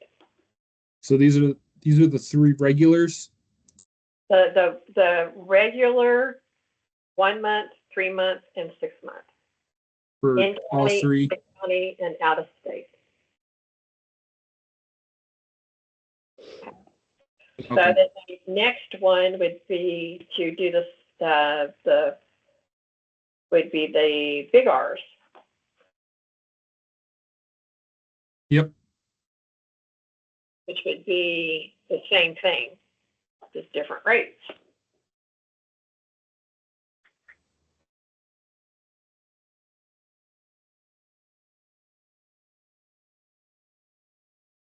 Tiffany, are you following what I'm doing?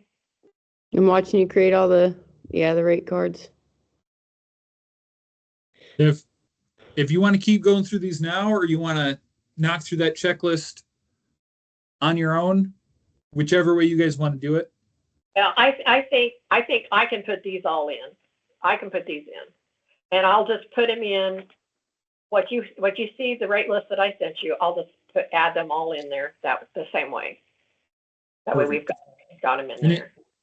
Like we said before, if a rate doesn't have any subscribers on it, we don't need that rate. So like the previous cost that currently, the 1 month old cost, nobody's on that old rate, so we don't actually need that one. Or I'm not sure if there's another. Oh, like you said, the 2-for-1. If you want to enter that one, you can. But since nobody's on it, you don't have to enter that one on. Really, we just want to make sure we have all the ones that are currently in use, so that we make sure we can link them up. Otherwise, the import's gonna get a little crazy.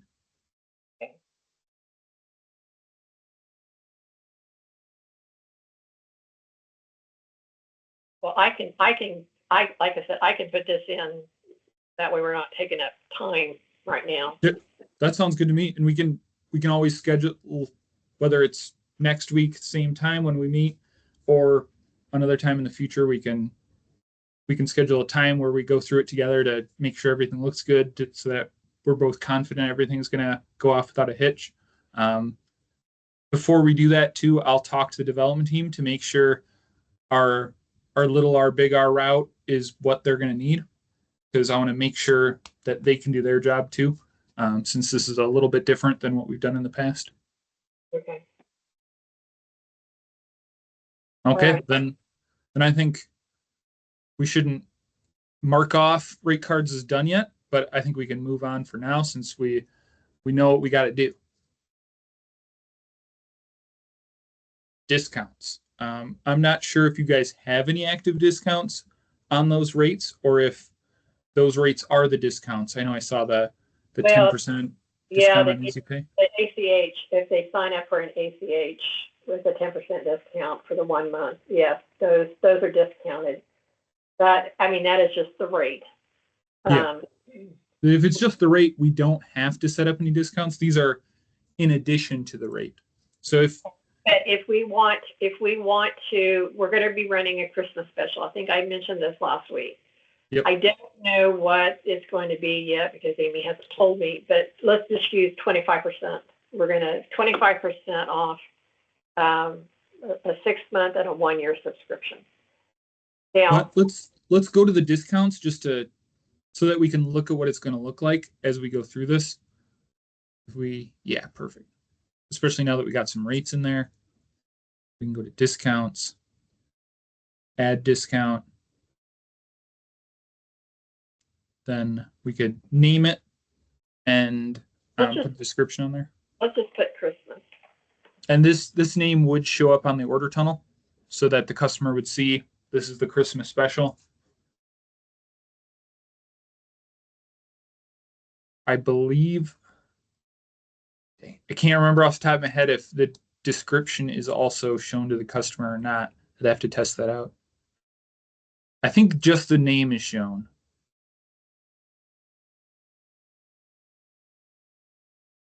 Okay, so let's say it's going to be, so let's say if we're doing a percent, we could just use the percent one instead of the amount. So we could just set 25%, and we could leave this one at 0. Leave that at 0? Yep. And then it'll use the percentage instead. And then billing cycle would be how many renewals they get. Generally, most discounts, I think, use a 1. They only get that discount on the first, but you can do more. Correct. And then we would just select the rates that can get that discount. So if they go through the order tunnel, who can get this Christmas special 25%? Only little R's, only big R's. Now that I'm looking at this, it's kind of hard to see with the limited amount of information, since the names are all the same. But for now, I guess we'd have to go off price until we change those names to be something a little bit more identifiable. Will it select more than one rate at a time? Yes, if you control click, you Okay. can select more than one. All right, so we want the, okay, so that is going to be, okay, so these are the little R's. Since I haven't put all of them in yet, so I said 6 months. So it'll be, oops, I don't want that one. I want this one. And for the record, the way we turn these on and off are applying it to rates. So once we don't want them to get it anymore, we just get rid of all the applies to so that it doesn't apply to any rates. So then the Christmas special would still be in here. Next year, we could use it again and just click the rates. So if we want to make one in advance, we would just make it, but not assign any rates to it. So nobody can actually get the discount yet, but it's already made and ready to go so that, let's say it's starting the week of Christmas, Monday morning, we just hop on, set the rates, and customers can get it.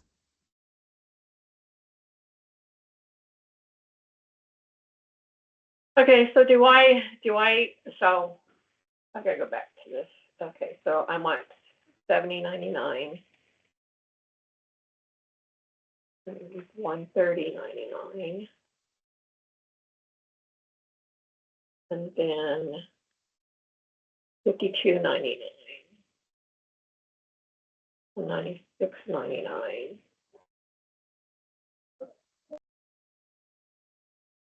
And then 61, 122. Okay, so that's all the six months and 1 year. That is so far. Yep. So, and now that it's saved, anyone theoretically going through the order tunnel for those rates could get a 25% discount.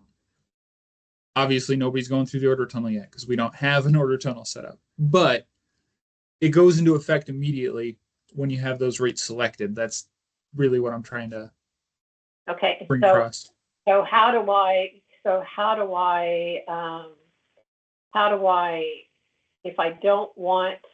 if I want to keep these here, but I don't want to make them, if I want to inactivate them, because maybe we may have the same special next year and I don't want to have to go through all this again. You just edit it and then you'd unattach all the rates. So I still have to go through and select all the rates. Yep. As of right now, at least, it's actually that's a great feature suggestion to just have an enable button on here because that's going to be a lot more user friendly. Yeah. I'm going to write that one down.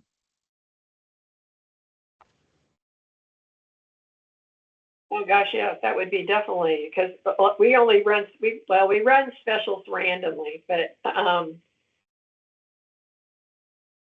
yeah, these specials.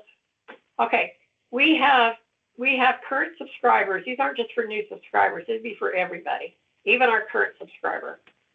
Now, our current subscriber, how are they going to, if they still have an active subscription that hasn't expired yet, how do they take advantage of this?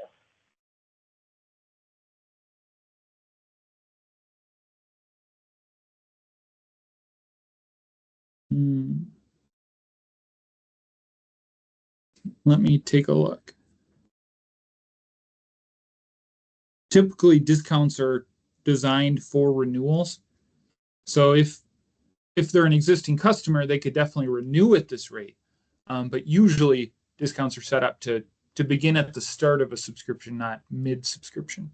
Okay. But let me take a look at it and see if there's a workaround. In other words, they couldn't do it on the website, but they could call in and we could give them a coupon for the difference. Definitely. That's how we'll have to handle our existing people. Yep.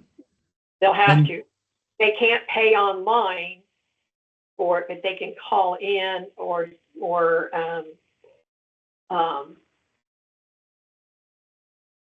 and it might be a good idea to do an amount per cycle instead of a percent then. Because then if, let's say Tiffany gets a call And she's like, what's that amount? Trying to look it up. She can look at the discounts and see, oh, it's $6. I need to coupon them $6. Where percentages, then maybe you could have a cheat sheet, but otherwise you're doing a little bit of mental math, and that can throw a wrench into things. Don't make me do that. Okay, so, well, yeah, so for example, it was I'm just gonna use a 6 month in county, 52.99 times 25%, that's 15.99 times 25%, that's 13.25. That's before tax. So, there is a potential other option where we could, let's say, the week of Christmas, they're getting 25% off. We could schedule a rate change for each of these rates at the beginning of the week and schedule a rate change at the end of the week. So at the beginning of the week, it will automatically switch to the new rate. At the end of the week, it will automatically switch back to the old rate. You'd have to do that for every single rate that gets this. No, I don't want to do that. That Would allow you to schedule it in advance instead of having to do it at the time. Or I could just set up a new rate for Christmas. You most definitely could do that. And just use the in-county, out-of-county 6 months. I mean, I'm just setting up for 2, 4, 6 rates versus going through all this stuff. Okay. And then they would just have to renew onto a different rate. They couldn't renew on that. Or, I mean, if you want them to renew on that Christmas rate, that would be your decision if they could continue getting that. Or they have to renew onto a normal rate. Oh. So if they're a current subscriber and they've got time left, because we have people who have maybe 6 months left of their subscription and they want to take advantage of the discount. So how does that work? That the amount owed to the customer is in their balance. So let's say they just paid for a 1 month for that $19.99 rate. Their balance is $19.99. If you switch them to a new rate, that $19.99 doesn't leave their balance. It's going to stay there either way. So they could you could pay for another month at that new rate, and they still have that balance. But it would be at that new rate now. So if I'm getting confusing, sorry, I'll try to be more concise. The way I currently handle people when they do this is we go in and we apply their payment, and then we credit their amount. So it's like a discount. We credit their amount, what the difference would be. So maybe I better just do it as a discount, and just credit their account or extend their account out, or whatever to what it should be. I don't want to make this real confusing for me or the customer or Tiffany or anybody else. I think, like you said, I think a coupon at the end of the day is probably going to be the simplest solution. I agree with you. Okay, so less chance of getting confused. So now I don't want this. So how do I delete it? If you, there should be an an arrow next to the save button.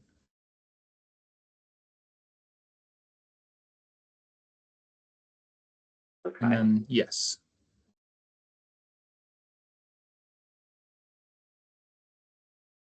Can't remember if it requires a confirmation. If I saved it, maybe I didn't even save it. Oh, there we go. Okay. It's gonna make us say yes, just as an extra step, so that we don't accidentally delete one. Okay. All right. Well, that's okay. We will probably have to. We'll probably be.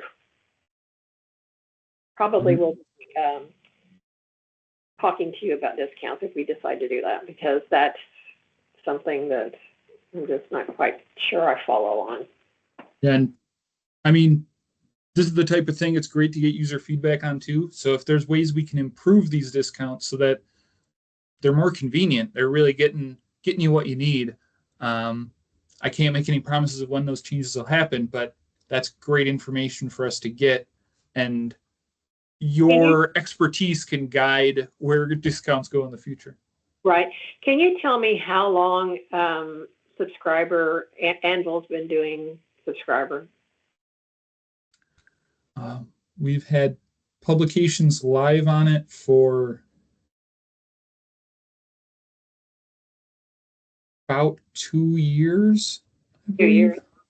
Okay. And before that,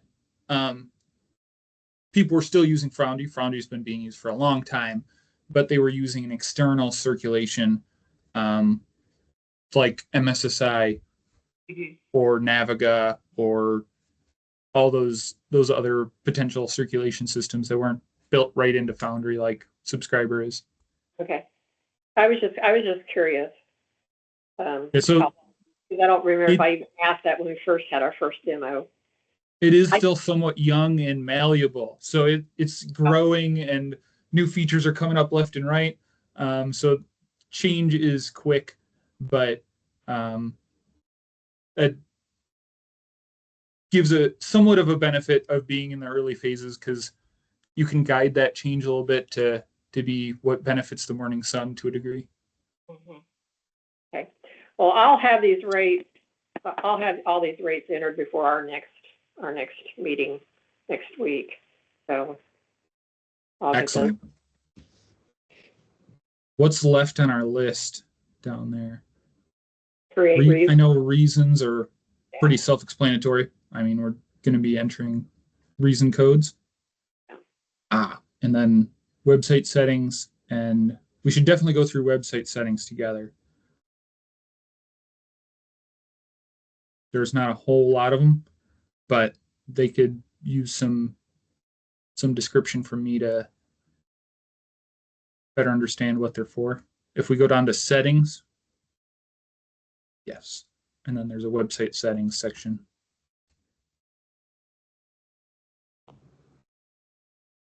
I'm going to put Kansas there.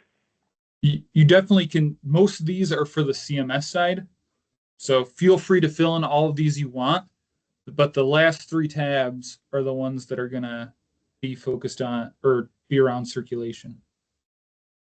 The last 3, okay. Oh, the last 3 tabs. Payment processing. Okay. So here, purchase notification email is that email that's going to let you know when somebody makes a purchase through the order tunnel. So any new subscriptions are going to be hitting you through here. Where it's going to go. Then once we set up the order tunnel, which we'll do later on, once all those rates are entered, we'll pick the default order tunnel up there. But for now, we can just leave that blank. That'll be on our go live, or not go live, our parallel start checklist.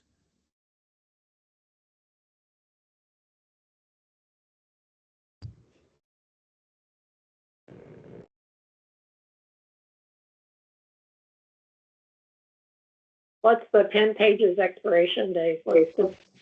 That's for it's the default amount of time when let's say an editor pins a page onto the homepage, how long it'll sit on the homepage before it goes back to its default position. So a lot of these are more editorial on the Anvil side. Okay. Here we have that email. So this will be what the reply to email will be and what they'll see when they receive those emails. Okay. What's the registration lobby? What is, okay, I don't. That's if you want a separate email for the registration wall. No, I want everything to go to this. Okay. Yeah. And then the name will be what the sender's name is. So if you want like the Morning Sun.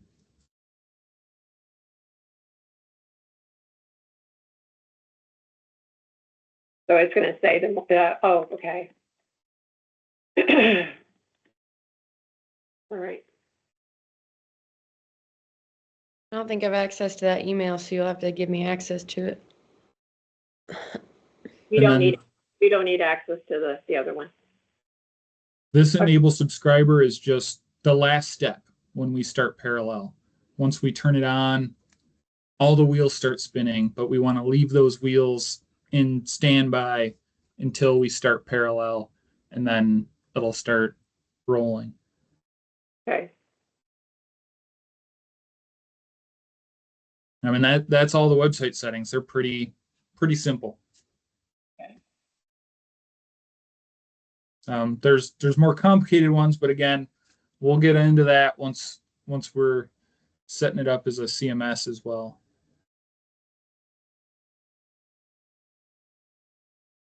So we don't need to go in and like set me up as a user and set my user settings.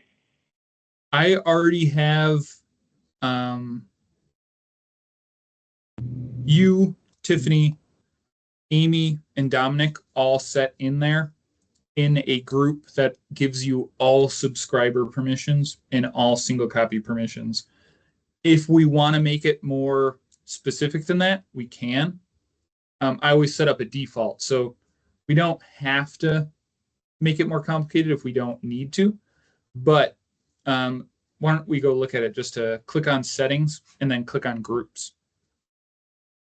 Oh, we don't have your, I forget that yours is not, Amy's is the admin, not yours. But there would be a group. So if you click on users, let's look at your user. If you just type in your email, it'll pop up. Or the list is pretty small. Normally the users list is very long. And then if you click on roles, I have pre-set up a subscriber circulation and single copy circulation groups. Those other ones are default groups, but they don't have any permissions set to them yet. But we can set them up however complex you guys want this to be. I just like to get a default set in where we have subscriber. That group has every subscriber permission. If somebody's put in that group, they can do everything. Maybe you don't want everybody, maybe Dominic, just nothing against Dominic, just as an example. Maybe Dominic shouldn't be able to do everything in subscriber. Maybe we need a subscriber manager and subscriber service, two different groups. We can make as many groups as we need to narrow or broaden those. Yeah, I think permissions. I think we do need to set up different groups. Okay. Because We definitely can. reporters don't need to have access to circulation. Yep. And we'll definitely have different ones for them. But the subscriber one, that's everything in subscriber. Yeah, the subscriber, the only people that really need to be in subscriber is Tiffany and I. Okay. I mean, you can have Amy be there. That's fine. And to be honest, I kind of had a feeling Amy was going to make you a second admin on the website, Yeah. since you handle everything in circulation, but I didn't. I left that decision up to her. I just made her as the first admin, and she can add as many admins as she would like.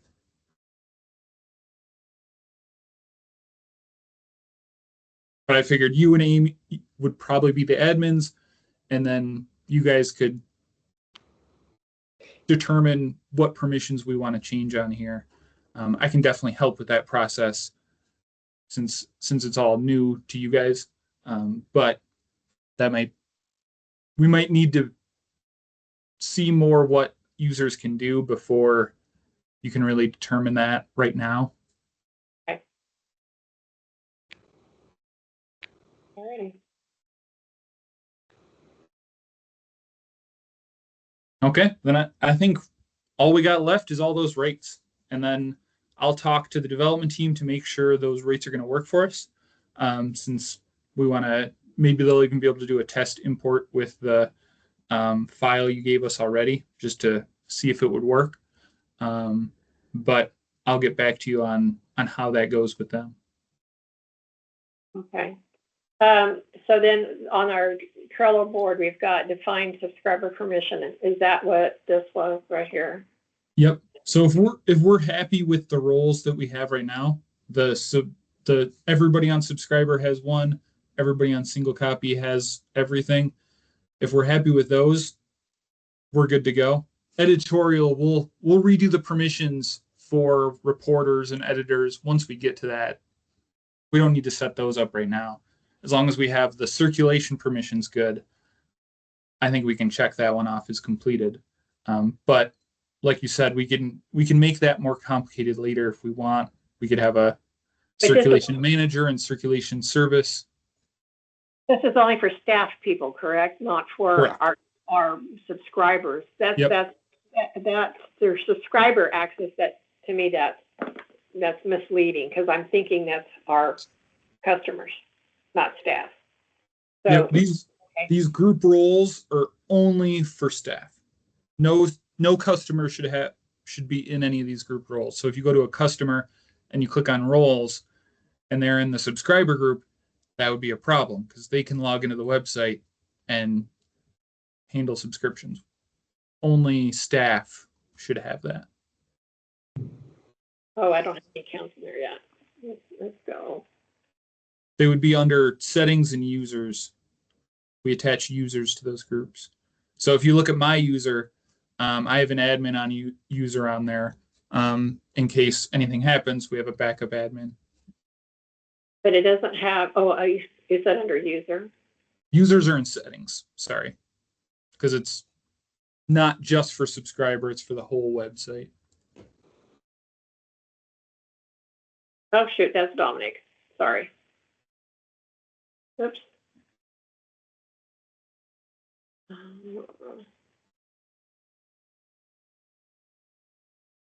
Wait a minute.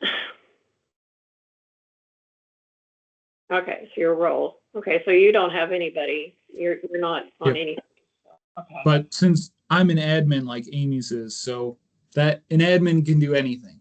Okay, so this is kind of how account scout works. If you're an admin, you don't have to check any of the roles. You're just there. Okay. All right. I understand that. And Okay. admins can create new groups. Unlike you don't want any user making a group and giving it to themselves because then they can escalate their own permissions. Yeah. But like as far as I'm concerned, I don't need to know anything about the editorial side. I don't want to know anything about do anything about the editorial side. That's not my job. So Yep. I just wanted to do the accounting, the circulation, whatever that's going to be that part of it. So, okay. Perfect. All right. So I guess we can go ahead and mark that off then, since we got that. Excellent. And we'll worry about editorial permissions months from now. We don't need to worry about that right now. Okay. That's somebody else's problem. Mhm. So how is this going to work on? I know in January we're going to be working in both systems. We're going to be working in subscriber and we're going to be working in MSSI. So when we're posting payments in MSSI, we're going to be posting payments in subscriber. So we're going to be duplicating our work. I understand that. As far as people who renew their digital subscription, I get an email. That's why I asked if I was going to get an email, because I get an email every time someone, whether or not they renew it manually or if they have an auto, it's a recurring billing. I get an email saying they've done that.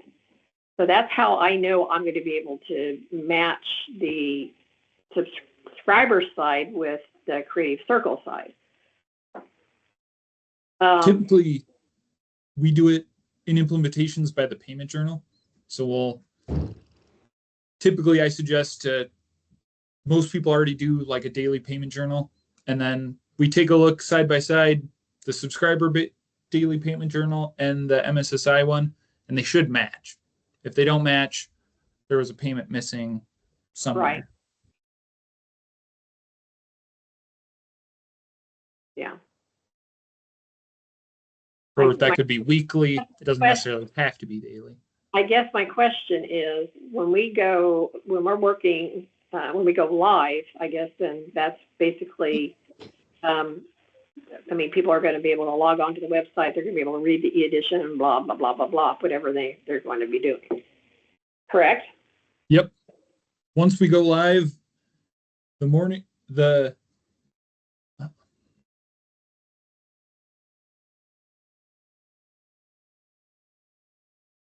that's a good question that I have not ran into in the past. So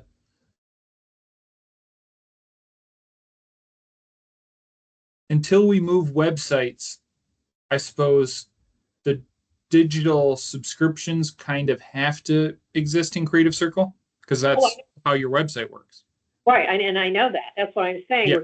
We're going to be Yep. duplicating. I get an email from Creative Circle every time a payment is made, regardless if the payment is made for advertising or if the payment is made for circulation. Whether they did it manually, they set up a new account, whether or not they're recurring, whatever. We have some subscribers who we send renewal notices. They're not reoccurring billing. They don't just automatically charge their card, but they get a renewal notice, and then of course they go online and they pay their bill. So.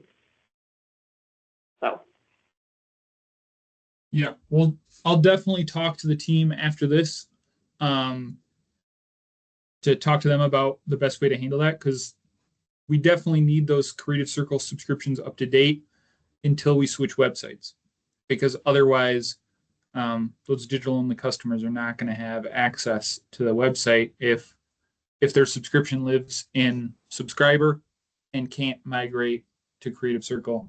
And there might be some way we can migrate that, but I'm gonna have to talk to the smart people that know a little bit more about those import and export processes than I do to get the answers we're gonna need.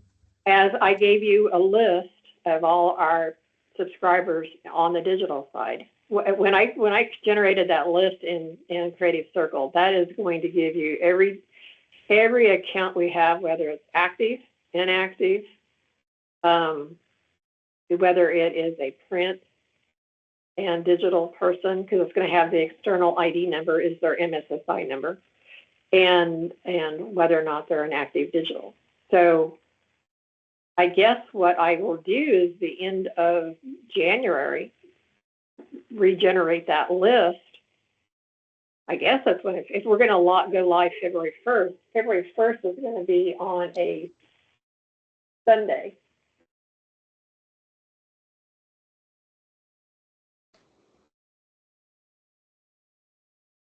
So I would imagine Friday I'm going to have to download that list and send it to you. I mean, I don't know how quickly you're going to import.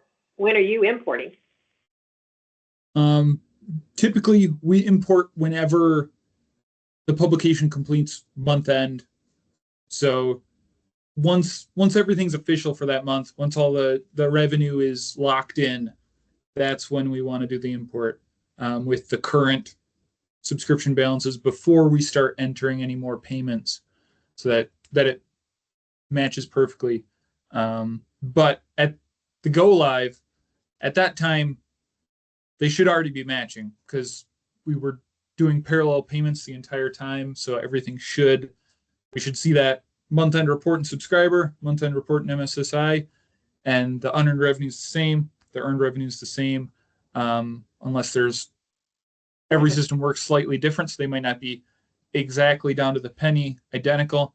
But I'm doing month end. I'm doing December's month end. I will close my month the 30th. That is going to be. We run 2 days ahead. We process our label file 2 days ahead. So I will be sitting on the 30th of December. I will be sitting on the 1st of January. That's and when how we normally run this. The 30th is when we would start importing, and we'd run some tests before that to make sure it's going to work right. But that's when we would bring in all those subscriptions and all of their current balances. And then we do not do anything. We will not post any payments or do anything on December 31st as far as posting any payments to circulation, because we closed our month the day ahead, the actual month. So we won't start processing payments again until the 1st of February. We'll start. Good. That gives us a window, because that import process should be smooth, but we're working with MSSI. We've never worked with MSSI before. There might be hiccups that we don't expect, so that import might take a little bit longer. There might be a little bit more back and forth with you to make sure subscription totals are matching, everything's looking good, because everything we want to do is to make sure everything's correct when we start. We want to dot all our I's, check all our boxes, and that might take 24 hours to get it all in there. Or hopefully it doesn't. It might take a little bit longer than that, depending on unforeseen roadblocks. Okay, how can I print out, my rate card? Go into reports.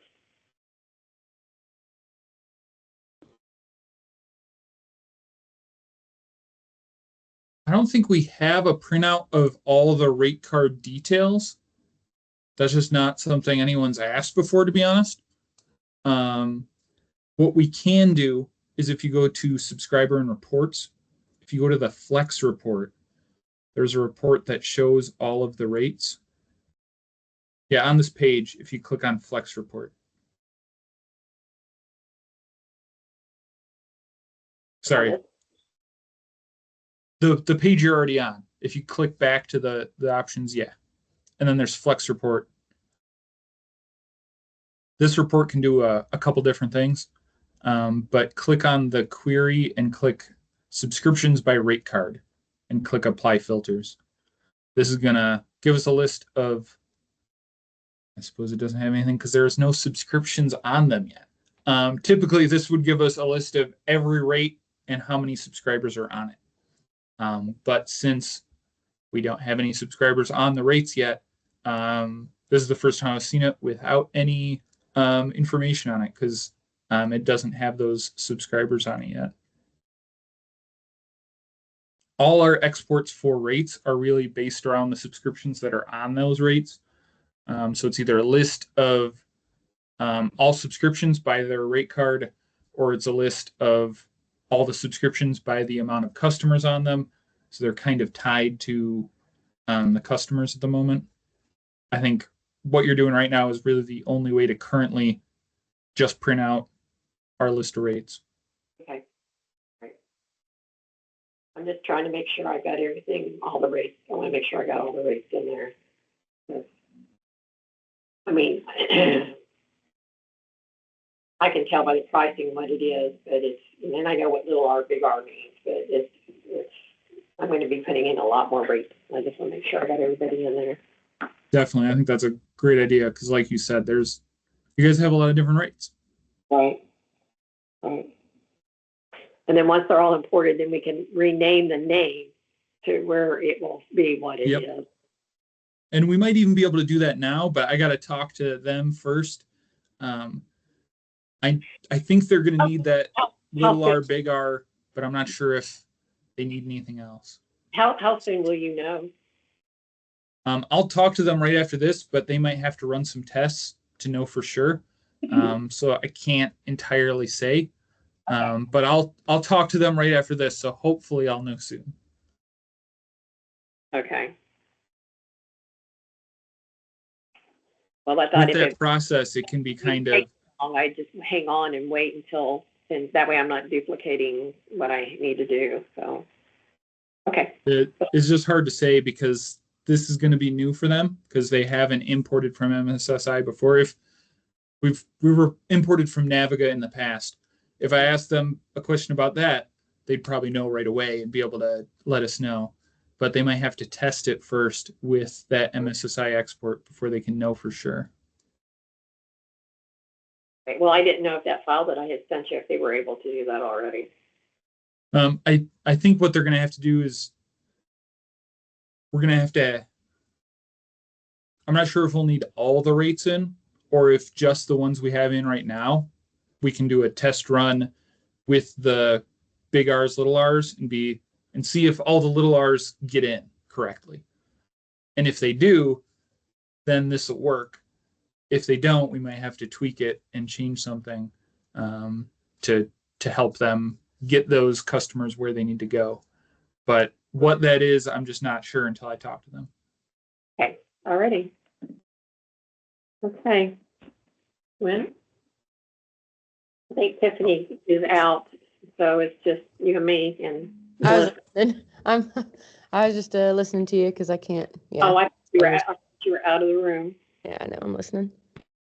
Okay. Falling asleep to our Cirque talk. Yeah. Nope, I totally don't fall asleep. I just multitasking. Oh, I get that. Always something going on that you need to be working on. Yeah.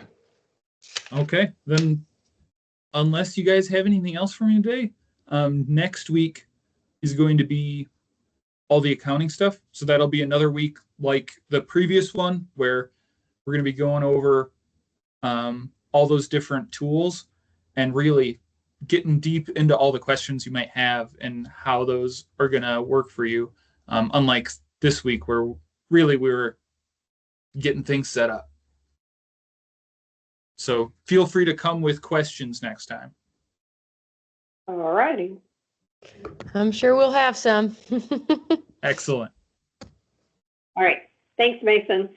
No problem. Thank You guys you. have a great week. You too. Bye, guys. Have a great week. Bye. Bye, Melissa.